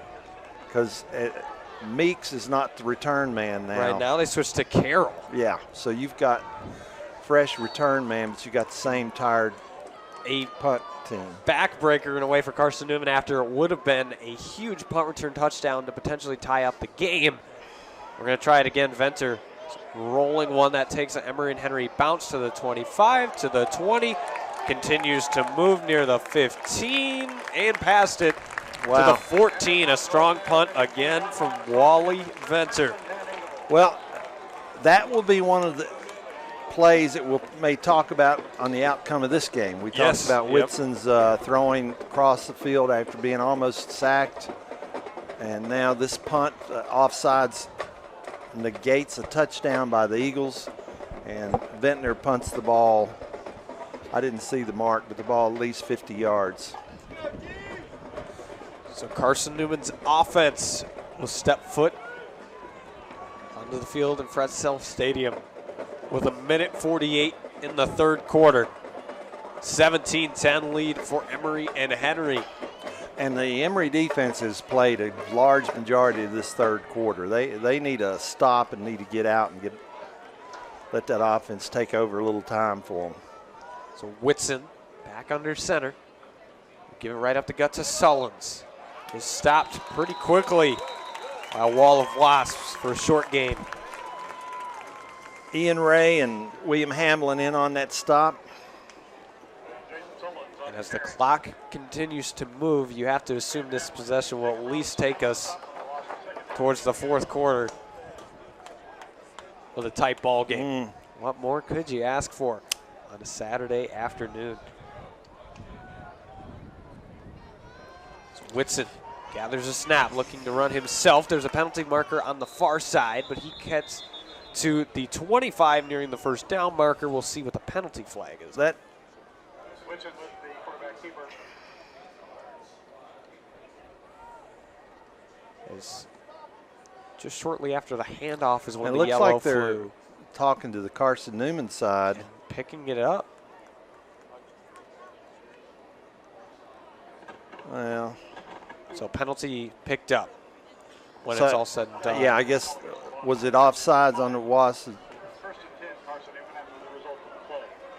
And it's a fresh set of downs. It was enough from Carson-Newman's offense to give him a new set of downs with as we near a minute left in the 3rd quarter.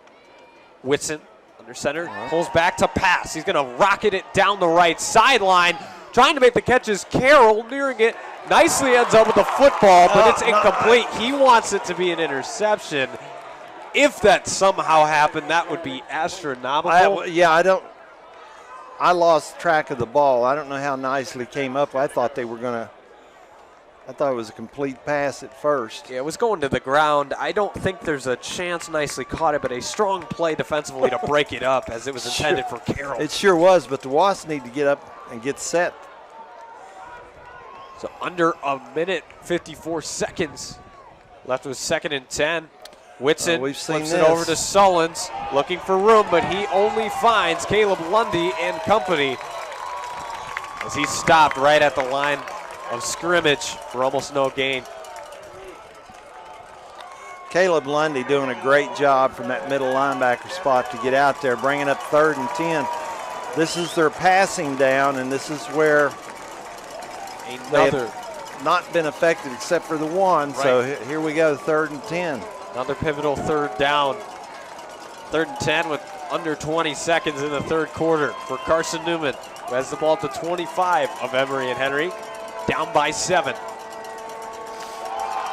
And a false start potentially on Carson-Newman as the penalty flag flies. So it was Ferguson in motion. It's a false start. Well, and the crowd certainly getting into it right now with the Eagles on the retreat, bringing up 3rd and 15, 9 seconds remaining in this. I do not think there'll be another play in this quarter. 3rd and 15 from the 20 of Emory and Henry. Of Carson-Newman. They're winding the clock. Yeah, there it goes. Their own 20. Yeah, that'll be the final play of the 3rd. They're going to let the clock go. End of the 3rd quarter, 17-10. Lead for the Wasps, and we'll have a key 3rd down to start the 4th quarter for Carson-Newman. Key 3rd and long, 3rd and 13, and this is where this disruptive bunch of bandits for the Wasps have been.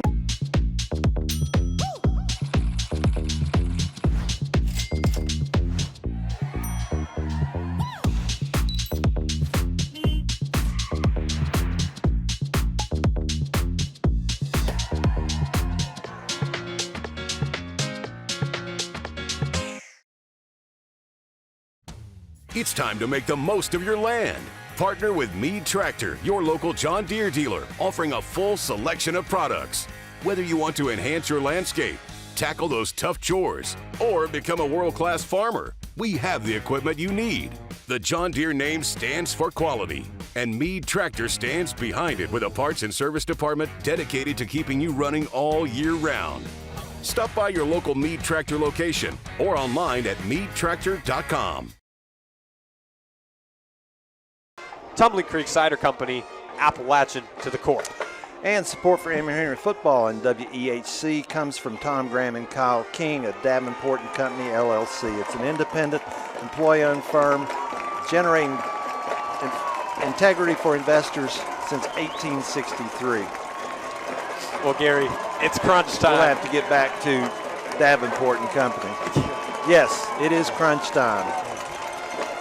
Big 3rd down here. 4th quarter action. 3rd and 15 for Carson-Newman. It's a handoff to Sullins, who has room to the left, nearing the 1st down. He's short. John Collins pushes him out of bounds, short of the sticks, in a critical 4th down decision upcoming for the Eagles. And Jacob Robinson coming out of the game with Jacob, just sit down. Don't. Trevor Dowdell will step in his place. Well, if that play weren't big, this next one, are they going to, it looks like they're going to punt the ball. Now they switch to the punt team. So that's the decision so Eagles make. And you got to be careful here about jumping off sides because they like to jump around before they snap the ball. So Grayson Campbell will step up to punt. And here he sends away. Into the air, takes a bounce at the 20, going to the 15, rolling past the 10. And nice roll. Rolling finally towards the 8. of Emory and Henry. Well, he punts that ball about 55 yards, pinning the Wasps deep in their own territory. But the Wasps defense answering the bell again. You know, they weathered the storm once more. All season, that has been the story for Emory and Henry's defense, and now the offense has a chance to take the field in a key game. And boy, the offense really needs to answer right here. Get out of this hole, get some time off that clock, and let this defense rest. So they set up at their own 8 with a 1st and 10, up by 7, looking to extend the lead. Abshire motions in. There he gets the ball. Cutting to the left sideline past the 15. Falls at the 18 for a quick chunk play. And they're going to give him first down. And it is enough for the first down after the final ruling. It's a fresh set of downs, and they get their receiver involved with Cam Abshire. Yeah. Talking about the defense, Carson-Newman had the ball for almost 11 minutes in that third quarter. So formation going tight for the Wasps as just 2 receivers to Mutter's right. Handoff up the middle to Jackson, looking for him to the left. Can't get much before being brought down. Few yards, it looks like they roll up. Yeah, there's not been very much in the interior of that line all day long for Jordan Jackson. And what yardage he has gained, it's where he's been bouncing it to the outside. So far, that has been the case. As now it's 2nd and 8 from the 20 for the Wasps offense. 17-10 lead, under 13 left in the ball game. Mutter will set Jackson to his left from the left hash. We'll give it to Jackson, who's looking for room to the right. Is wrapped up after a few yards and sets up a 3rd down for the Wasps offense. Yeah, that play looked like it had a little bit of life there, but it got snuffed out quickly, bringing up 3rd down, but passing situation. And Wasps were going with their full receiver set here. A dozen minutes left in this ball game for Mutter in the offense. 3 receivers left, 1 right. It's Moselle, Stitt, and Peoples on the near side. Cam Abshire on an island to the right. From the right hash, after 3 claps, Mutter will pull back, throw over the middle to Peoples, but it's broken up and nearly intercepted by Christian Hicks of Carson-Newman. That's going to force a punt. Yeah, that dodged a bullet right there. Hicks right in his hands, looked like he's going to make the interception, and boy, there was a lot of green grass after he did that. But trying to hit Cam Peoples on a post route across the middle after a play fake, good protection that time.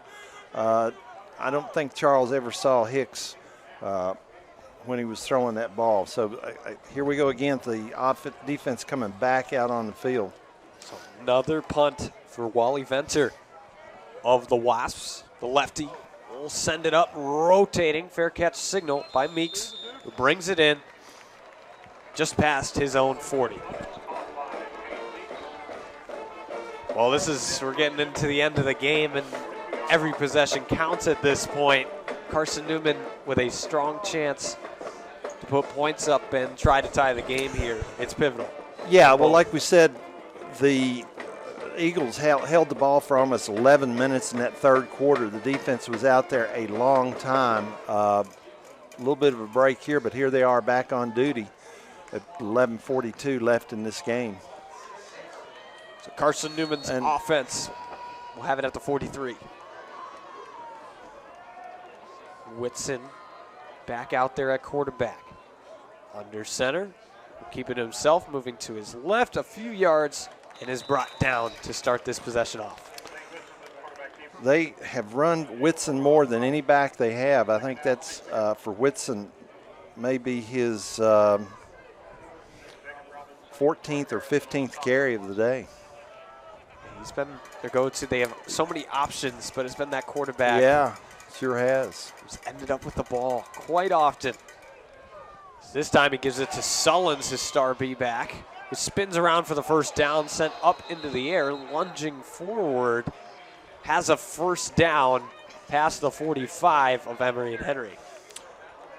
Well, this is what you don't want to see, is a grind them out type drive here by Carson-Newman to possibly tie the game.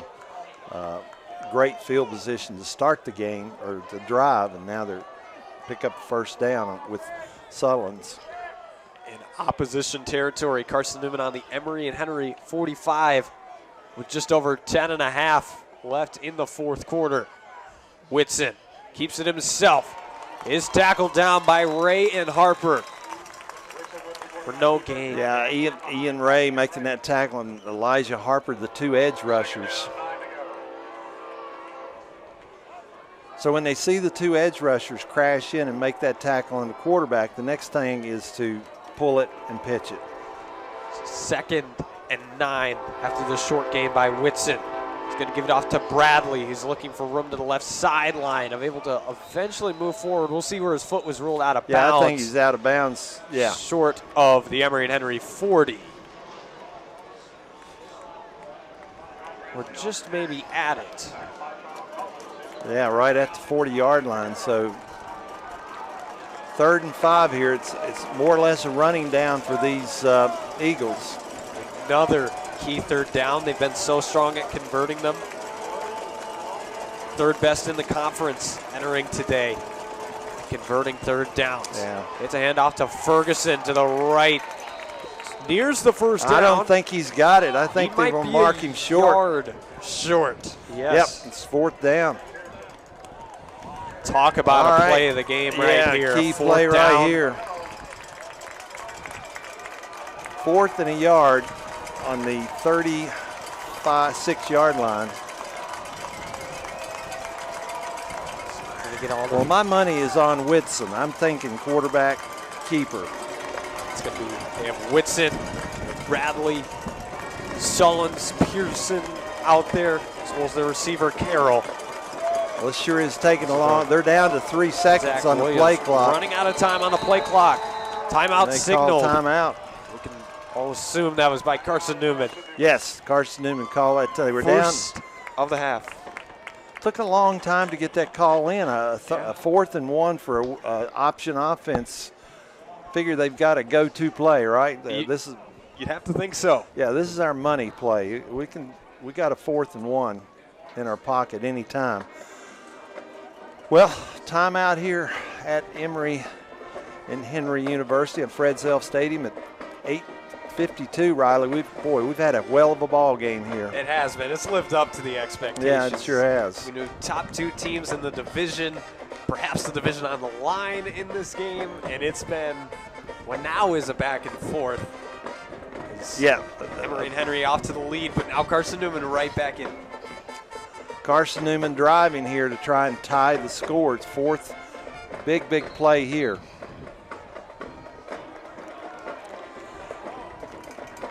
And you gotta make sure they don't pull you off sides with the snap count. Don't hand them the first down. 8:52. 4th and 1 for the Carson-Newman offense. Luttrell in there at quarterback. Will take the snap, run it himself. He has it. About a yard extra past the first down. Well, quarterback keeper. We've seen it over and over and over. And so Luttrell remains in the game at quarterback. Yeah, Luttrell. I didn't think Whitson was injured. Right there. They've been swapping back and forth. We saw Luttrell get a little bit of action earlier, which resulted in a scoring drive. Oh. Sullins up the middle is wrapped up. Andre Crawley and a host, Mark Harris, Elijah Harper, Corey Prince. Half the Wasp defense. Half the Wasp defense in on that. Boy, why couldn't we have had that play the last play? Well, it's 2nd and 11. It would be 1st and 10 Wasp. On that one with under 8 to go in the ball game. Luttrell, give to Bradley, has room to the left, eventually tackled after a few yards at the left side, 32. Really good pursuit that time, but we've got a Wasp down right now. I can't. I think it might be. I don't know yet. I'm able to tell, but it does not look good. No. With this.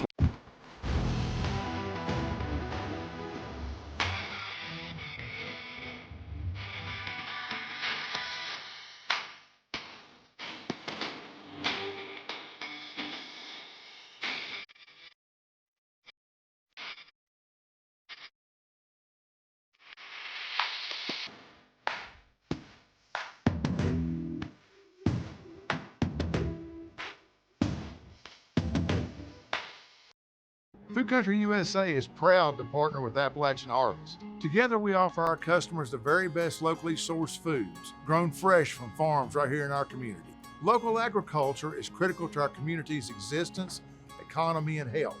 Together we offer you great produce and fresh meats that help sustain our friends and family, the farmers. Local farms, local produce, great savings. Food Country USA. One all fine and okay. It's all said and done. Yeah, the two quarterbacks have combined for 17 rushes for a total of 64 yards. 3rd and 6 and deep inside the territory at Wasp. I look for them to keep it on the ground here and try to, if it's a 2, just pick it up on 3rd or 4th down. Another key play, 3rd and 6 from the 31 of Emory and Henry for Carson-Newman. Luttrell will pitch it over to Bradley, looking for the first stumbles. Oh, and he does get it. And he did have enough for the first down and moves the chains for the Carson-Newman offense. Well, the Wasps have done a good job of getting out there on that pitch, but that's that little speed option, and it's much quicker than the riding the belly in there and then trying to pitch it. Just over 7 minutes to go. Luttrell, give it to Sullins right up the middle. He's bottled up after a few yards. Yeah, and that time running back's number 26, Tyler Curtis.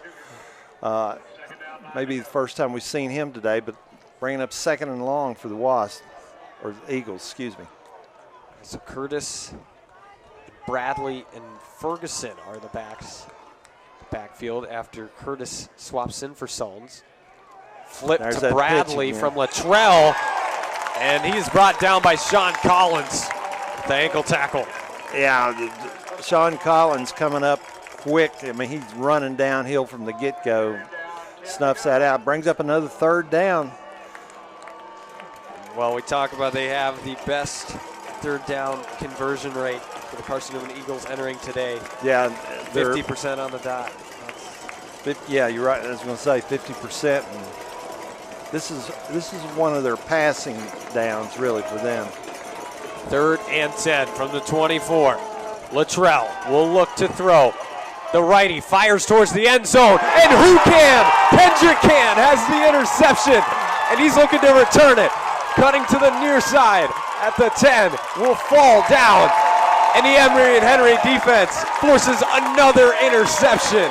That was beautiful. Kendrick Can baited Luttrell into throwing that ball right where he threw it, and Kendrick Can undercut it and came through with the interception. He baited him into that. Beautiful play by Kendrick Can, and then a nice return to get the ball out, although I wish he'd just taken a knee and we'd had the ball to 20, but big turnover.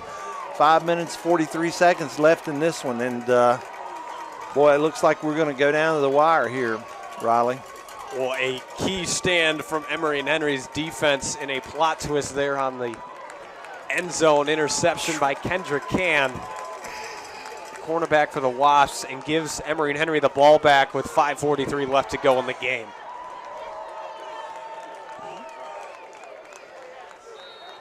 See how much of the clock this Wasps offense can take up. Mutter will have two receivers left, two right. Jackson steps to the left hip of Mutter. Give it to Jackson, then it's a reverse to Peoples. Looking for room at the 15, cuts inside past the 20, falls at the 22, and penalty flag will fly. And I believe that's going to go against the Wasps for holding. We'll wait the result. Looks as though the offense looking to move back. Oh boy, what a call! What a penalty that is.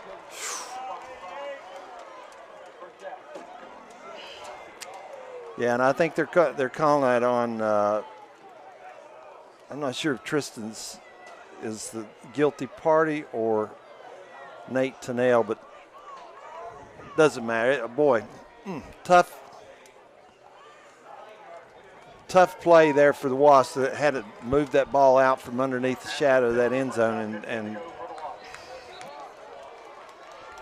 so they will set up shop with a 1st and 15 at the 10 after the penalty for Mutter, who is Jackson behind him now to his left in the backfield.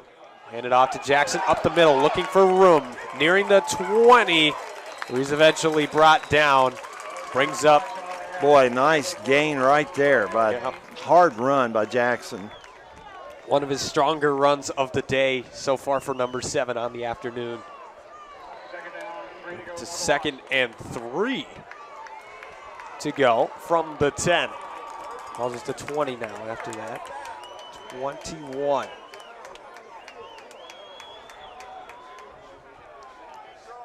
Mutter waits the snap, moves Jackson to his right.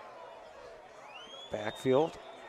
Will keep it himself, run up the middle, barreling for a 1st down and trips at the 30. And it's a new set of downs for the Emory and Henry offense as we get to the 4.5-minute mark in the 4th. Yeah, new set of downs, new clock management here. We don't need to be snapping that ball, but anywhere near 5 seconds on that play clock. So 4:15 and rolling for the offense of Emory and Henry, who has the 17-10 lead and has the ball after the Kendrick Can interception in the goal line. In the end zone. Run up from Jackson. Bounces off of tacklers for a first down nearing the 45. And the Emory and Henry faithful are starting to feel a little bit of it right now. Another 1st down, another set of downs, and the clock keeps rolling. So under 3:40 for reference. Emory and Henry with 3 timeouts left. Carson-Newman with 2 left in the ball game. 3.5 minutes. Stand between the end of this ball game and right now. 17-10 lead for Emory and Henry. 1st and 10 from the 41 from Mutter, right in the center. They'll pull it back, throw to Peoples on the far side. He drops it, and it was a forward pass, so it's just incomplete. Well, forward pass, but the clock stops. Indeed. And really, the enemy, Carson-Newman's got 2 enemies right now. It's the clock and it's Emory and Henry. And we need to make sure we keep that clock as their enemy. So 3:14 now stops the clock, 2nd down. 2nd and 10 from the 41.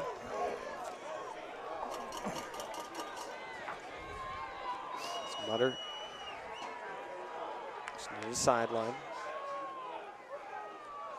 Gather the snap, hand off to Jackson, cut into his left. It's past the 40, and the ball is out on the ground.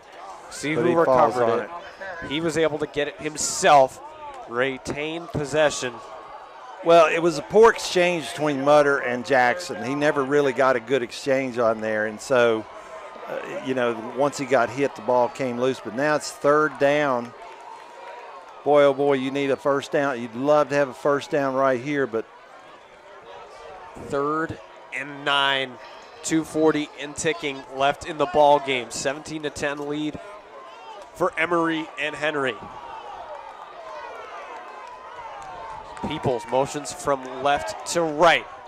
Mutter will wait. The play is stopped. Well, timeout, I believe, called by Emory and Henry here. The white hat really never gives you any idea. He doesn't signal very well about who. I think Emory called that timeout, but we just have to watch the scoreboard, and yes, they did. Indeed. So, 2:26 remaining in this one, Riley. It has been a barn burner. It has. I mean, this has absolutely lived up to the expectations. We're in a one-possession ball game. Key plays, crazy moments. One of the things about being an Emory Henry fan this season is that you probably have had to up your blood pressure medicine if you've watched or listened to many of these games, because it has been they've been barn burners through it. We've made a lot of them close. So here we go again, 2:26, 3rd and 9. Big play in this game. And you know, Carson-Newman's probably, if we don't make it, they're going to call timeout. So if you throw the ball and it's incomplete, you know, they were going to call timeout. The only thing you would, by running the ball, not making it, you would force them into using a timeout. Right, to take the timeout. Yeah. But either way, you assume the clock's going to stop. Yeah. After this play, and there's also 2:26 left. We're nearing the 2-minute timeout. Also, Peoples motioning from left to right. It's Abshire and Peoples, the receivers, to Mutter's right. He'll take the snap on a key 3rd down. Step up, looking to avoid the rush. Tucks it and falls at the 41 near the line of scrimmage. Well, that's okay. And no timeout taken, and so we'll probably Clock see will it still roll run till the 2-minute, I'd assume here. And it will roll to that exact moment. 2 minutes left in the contest. 7-point lead for Emory and Henry. My goodness. This is. My goodness. I'm sure the SAC conference is watching the scoreboard on this one. 2 minutes left and 17-10 Emory Henry lead as they lead the undefeated Eagles from Carson-Newman. And what's made this game interesting, 17-10, it's right in that medium where it's been mostly a defensive battle. Yeah. It's not like one of those all-time 6-3 final scores. It's been a little bit, but these are two great football teams that have just clashed today. It is. Two great football teams and two hard-nosed football teams. There's been some real knocks out there, and we've even had a couple of sideline people knocked down. But the Wasps have had their share of players come limping to the sideline only to return. Both programs should be proud of a game like this. It's been a great game, and win or lose, it's been a really great football game for the SAC conference. Really has. And it will be up to the Carson-Newman offense or the Emory and Henry defense to see who wins this upcoming battle. With 2 minutes left on the clock, Wally Venter will go out there to punt it for the Wasps. And Meeks, the return man, awaits for the Eagles. Here we go. Snap to Venter, the punter, the lefty. Skies it up, rotating. Meeks will catch it. Didn't call for a signal, so he's looking to return. Reaches out. Wow. But he that is was tackled dangerous. from behind by Cade Sullivan, the special teams specialist. Wow, that was a dangerous Meeks. It was. I thought he was going to fair catch it at least, but nope. Well, here we go, folks. 1:52 left, and the Eagles, the ball on their own 25-yard line. Solid 75 yards between Carson-Newman and the end zone. 1:52 to reach it. Where the Wasps will take a stand defensively.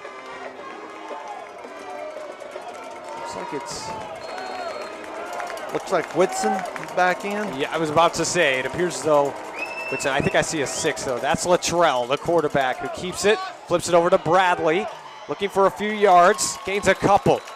And it's shook down. That is Elijah Harper in on that tackle, and that's going to start to keep the clock rolling.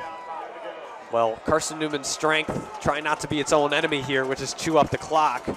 Luttrell flips it to Bradley again to the left side. Gets a first down and steps out of bounds just past the 35 and has a new set for the Eagles. Yeah, first down and the clock will stop.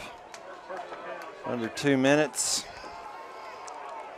1:26 left on the clock. 1st and 10 for the Eagles from the 37. For Carson-Newman, 17-10 lead for Emory and Henry. 2 timeouts for Carson-Newman on this drive. Latrell dropping back to pass. Fires down towards the sideline. It's intercepted! Jarrell Harrison brings in the ball for the interception. Game. Jarrell Harrison with a stand as the Wasps add another interception. As they lead the country in interceptions, why not add 2 more on the day? That ball just floated a little bit too much for Latrell, and Jarrell Harrison, like I say, he's 5'6", not very tall, but goes up in the air and pulls that one. It looked like it was a completed pass until Jarrell gets there, but 2 timeouts for the Eagles. They can stop it twice. So Latrell was looking for Carroll down the left sideline. Instead, it found Jarrell Harrison. Well, here we go. This is where you would love to see just a grind that one first down right here. As the Emory and Henry sideline feeling good. The offense just needs to finish the job. Run up the middle from Mutter, looking for a first. Barrels ahead to the 36. And there goes the first time out for the Eagles. Carson-Newman will use it. They'll have 1 left. Effectively, a first down could ice the game. Yeah, first down here, they cannot. You just go to the victory formation, and boy, Coach Hunter, if you've got a 2nd and 3 play to make a first down, this is the one you want to use it for. It's a stand again Another from the Emory Henry defense. Two interceptions, both interceptions, Riley. The defenders undercut the pass, come up underneath the receiver. Beautiful job by Kendrick Can down the end zone, and Jarrell, just don't know how a 5'6" free safety can get up like he does. But he's had a whale of a game today. Just his presence defensively. Yeah, I don't know who they might. They only name players of the game when they win. So this. If they don't get a first down here, they'll have to call another timeout. They will. 1:14 on the clock. 2nd and 3 for the Emory and Henry offense. Up 17-10. Can they ice the game? Jackson looking for it, pushing forward. Oh, he is close. Nearing the marker. Did he get it? He did. He got the first down. He has enough as the That's Wasps. it, folks. Move the chains. That's it.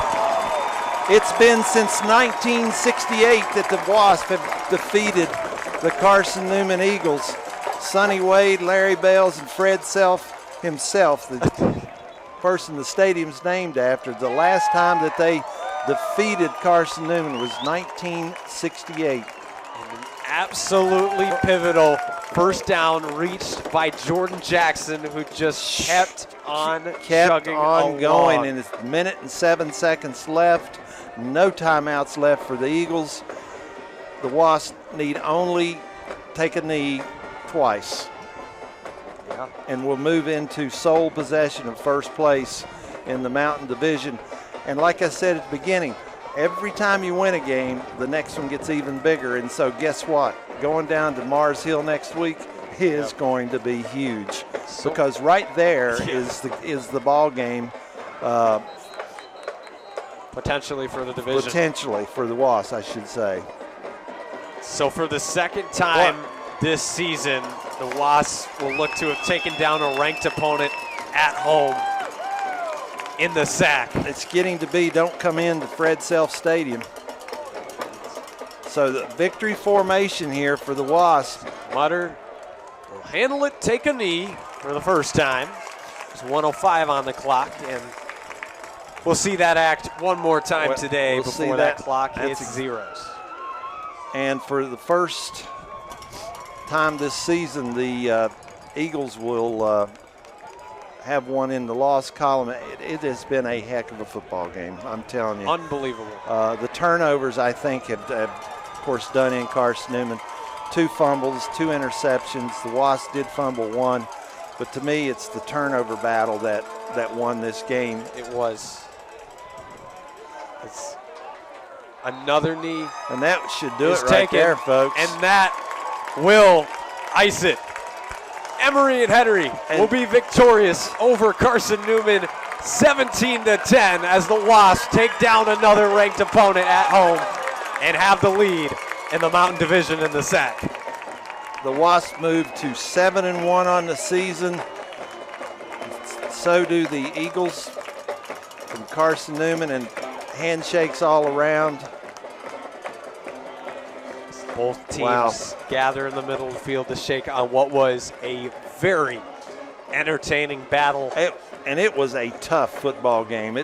There was some licks thrown out there. There was some. What a game. The Wasps take down their second ranked opponent on Fred Self Stadium in the 2024 season. Moved to 7-1 and 5-1 in the conference, or in the division. Getting all confused here, Riley. I apologize. Well, apparently that golden season Corey Prince alluded to last year is staying alive for a little bit longer, as Emory and Henry will be victorious 17-10 over the 17th ranked Carson-Newman Eagles. And certainly it was a contest that the having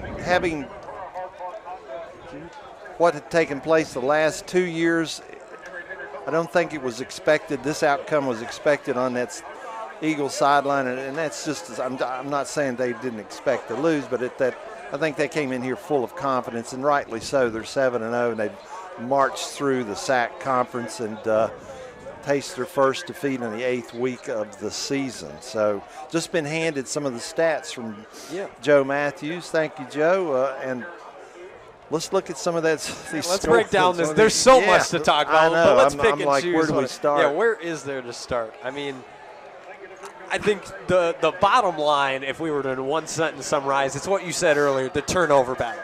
Yeah. Carson-Newman has been so clean this season, and it just felt like if you play this game 10 times, Carson-Newman might win this game more often than not. Yeah. But with how many turnovers there are. But with that, Emory and Henry's been great at turning the ball over all season as well. Just two greats clashed, and it ended up being Emory and Henry turnover. Yeah, it's this disruptive defense that the Wasps have.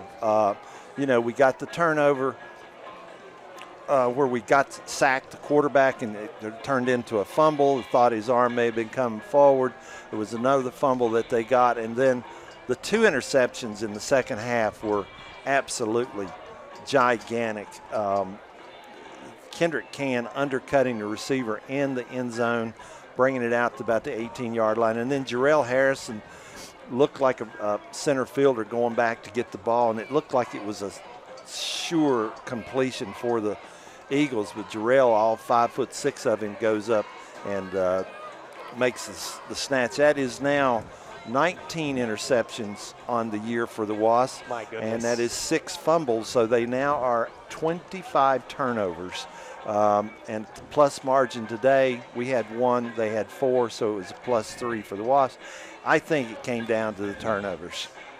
I think bottom line is, let's dive into a little bit. Carson-Newman, I'm shocked as they still ran for 316 yards. Holy cow. But ended up, and how about this? The one pass that they completed was that miracle 3rd down to Cade Meeks. I mean, that is ridiculous. Yeah, the one pass they completed was a, I don't want to say what I was going to say, but yeah. Ridiculous play of running out of bounds, almost being sacked, chased out of bounds. Just before he goes, he lets loose. And boy, we're watching the team celebrate here on one end, and Carson-Newman head coach Ashley Ingram having an intense conversation with his young men out there, and I'm sure it's about these are the battles that they won't kill us, they'll make us stronger. Right. But, yeah, you're right. I mean, 316 yards rushing, and I believe at the half, I'm trying to look, they had 149 yards rushing. So they rushed for 160-some yards in that second half alone. Yeah. And if you look at the time of possession, you just wonder. And that, again, you look at time of possession, 36 minutes, 35 seconds for the Eagles, 23 minutes for and 25 seconds for the Wasps. The first thing you got to do is run your finger up the list and say, where are the turnovers? Yep. And that's what did it. And because no doubt this offense, they had some of the players just went on into the locker room. Yeah, I mean, it's the turnovers. It's the 4 turnovers because time of possession, the yardage. On it. Yeah. All of it points to first downs, 22 first downs for Carson-Newman, 14 for the Wasps.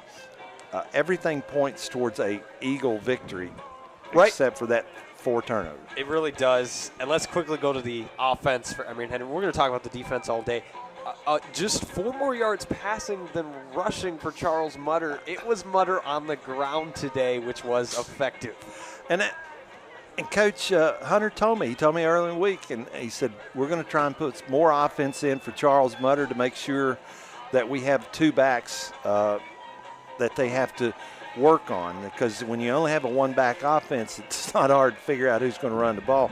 But golly, Charles Mutter, 116 yards rushing and 120 yards passing. So 236 yards of offense for Charles Mutter, 1 touchdown. A really overall. Yeah, I mean, he's just had probably we said last week his best game. I don't know. I think I might take this game as being his best. Pound for pound, I think you can make that case for sure. Yeah, and he was only sacked twice, too. I mean, that's the key. We were worried about that at the beginning, that the sacks, because Carson-Newman, they like to stunt. They like to twist with that up front 4, and then they really like to fire those linebackers. And so, but the Wasps, with 2 offensive linemen out, their 2 starting tackles were out, so makeshift offensive line there does the job. And I thought a lot of times we kept Jordan Jackson in to block as a extra protection. He did a great job of picking up the linebackers. So it is going to be an easy conversation with Coach right, that's Hunter where I was going to go down next at Tumbling Creek Cider this coming Monday. I hope we had some people join us last week. We're hoping more and more will get to meet the coach. Maybe one of these days he'll let some players come to the we'll get to the there. cidery. I think he's concerned that they might be up at the cidery counter. But, it's going to be an easy conversation with good old Coach Hunter down at Tumbling Creek Cider this Monday at 6 o'clock. Yeah, especially given the victory. Anything else jumped? I tell you, look at these tackles, Riley. For sure. And then we said at the top, if Jacob Robinson has a big game, we're going to be in this thing. There he is, 15 tackles on the day. Jarrell Harrison with 11, and then Nicely and Lundy with 10. Also, I think shout out the takeaways for both Harrison and Can on the interceptions. Yeah. That were completely game changers. You really don't want to see your free safety and your rover or strong safety leading the hit parade on tackles, but both of those players, and we talked about Jacob Robinson. We played him in a rover position sitting in the middle of the field. His job was to follow the football, quarterback, fullback pitch, and that's what he did, 15 tackles. I'm amazed at how many times we saw people like Jacob Robinson, Jarrell Harrison, Kendrick Can, Andre Crawley slowly get up, limp off the field, and the next series they're right there. Keep fighting. A tip of the hat to the training crew. Absolutely. And a tip of the hat to the toughness of these young men. It was just all around a great performance this week. 17-10, the final between Emory and Henry. in Carson-Newman. Let's see, next on the docket, they're going to Mars Hill. Mars Hill. We're looking forward to that one next weekend. Yeah, and Mars Hill plays over at Wise today, and I don't know if we have an update on them or not. I looked earlier and didn't see anything. I was the same looking. I don't know if the website has, but we'll be anxiously awaiting that result. Yeah, to see what it will look like. Not that it will change any of the outcome, but boy, oh boy, this one changed a lot of the outcome because let's just talk about that for a second. Absolutely. We'll get off of here, but the last game of the season is with Newberry, and so that game is always penciled in. You don't write it in ink. And so that game changes depending on who plays for the conference championship. So that may change for the Wasps. May not have to make a trip down to Newberry, but that's all dependent about getting our feet on the ground, going down to Mars Hill and taking care of business, because we know what happened after Lenore Ryan. It was like scary. Yeah, scary. Yeah, because also it's not like now they still need to win out basically to win the division, but this certainly helps their cause. Yeah, they have to win out, and then Carson-Newman has to be pulling for the Mars Hill Lions to upset the Wasps down there in Mars Hill next week. So yeah, it's exciting. It is. It's like we said, 9th week of the season we're going to go into next weekend, and it's still undecided. It is. Well, it's been a pleasure for today. Emory and Henry victorious 17-10. I'm Riley Klaus. He's Gary Lester. Thank you so much for tuning along. Make sure to stop by Tumbling Creek Cider Company on Monday for some keys to the game there. And for now, we're going to sign off. Enjoy the rest of your weekend. Wasps were victorious. You've been listening to Emory and Henry Football on the Wasp Radio Network. Brought to you by Food Country USA. Tom Graham and Kyle King of Davenport & Company. Snow's Fine Meats. And Tumbling Creek Cider. Join us Monday evening at 6 for a recap of this week's action on Keys to the Game with Gary Lester and head coach Quentin Hunter. Until next time, Stingers up!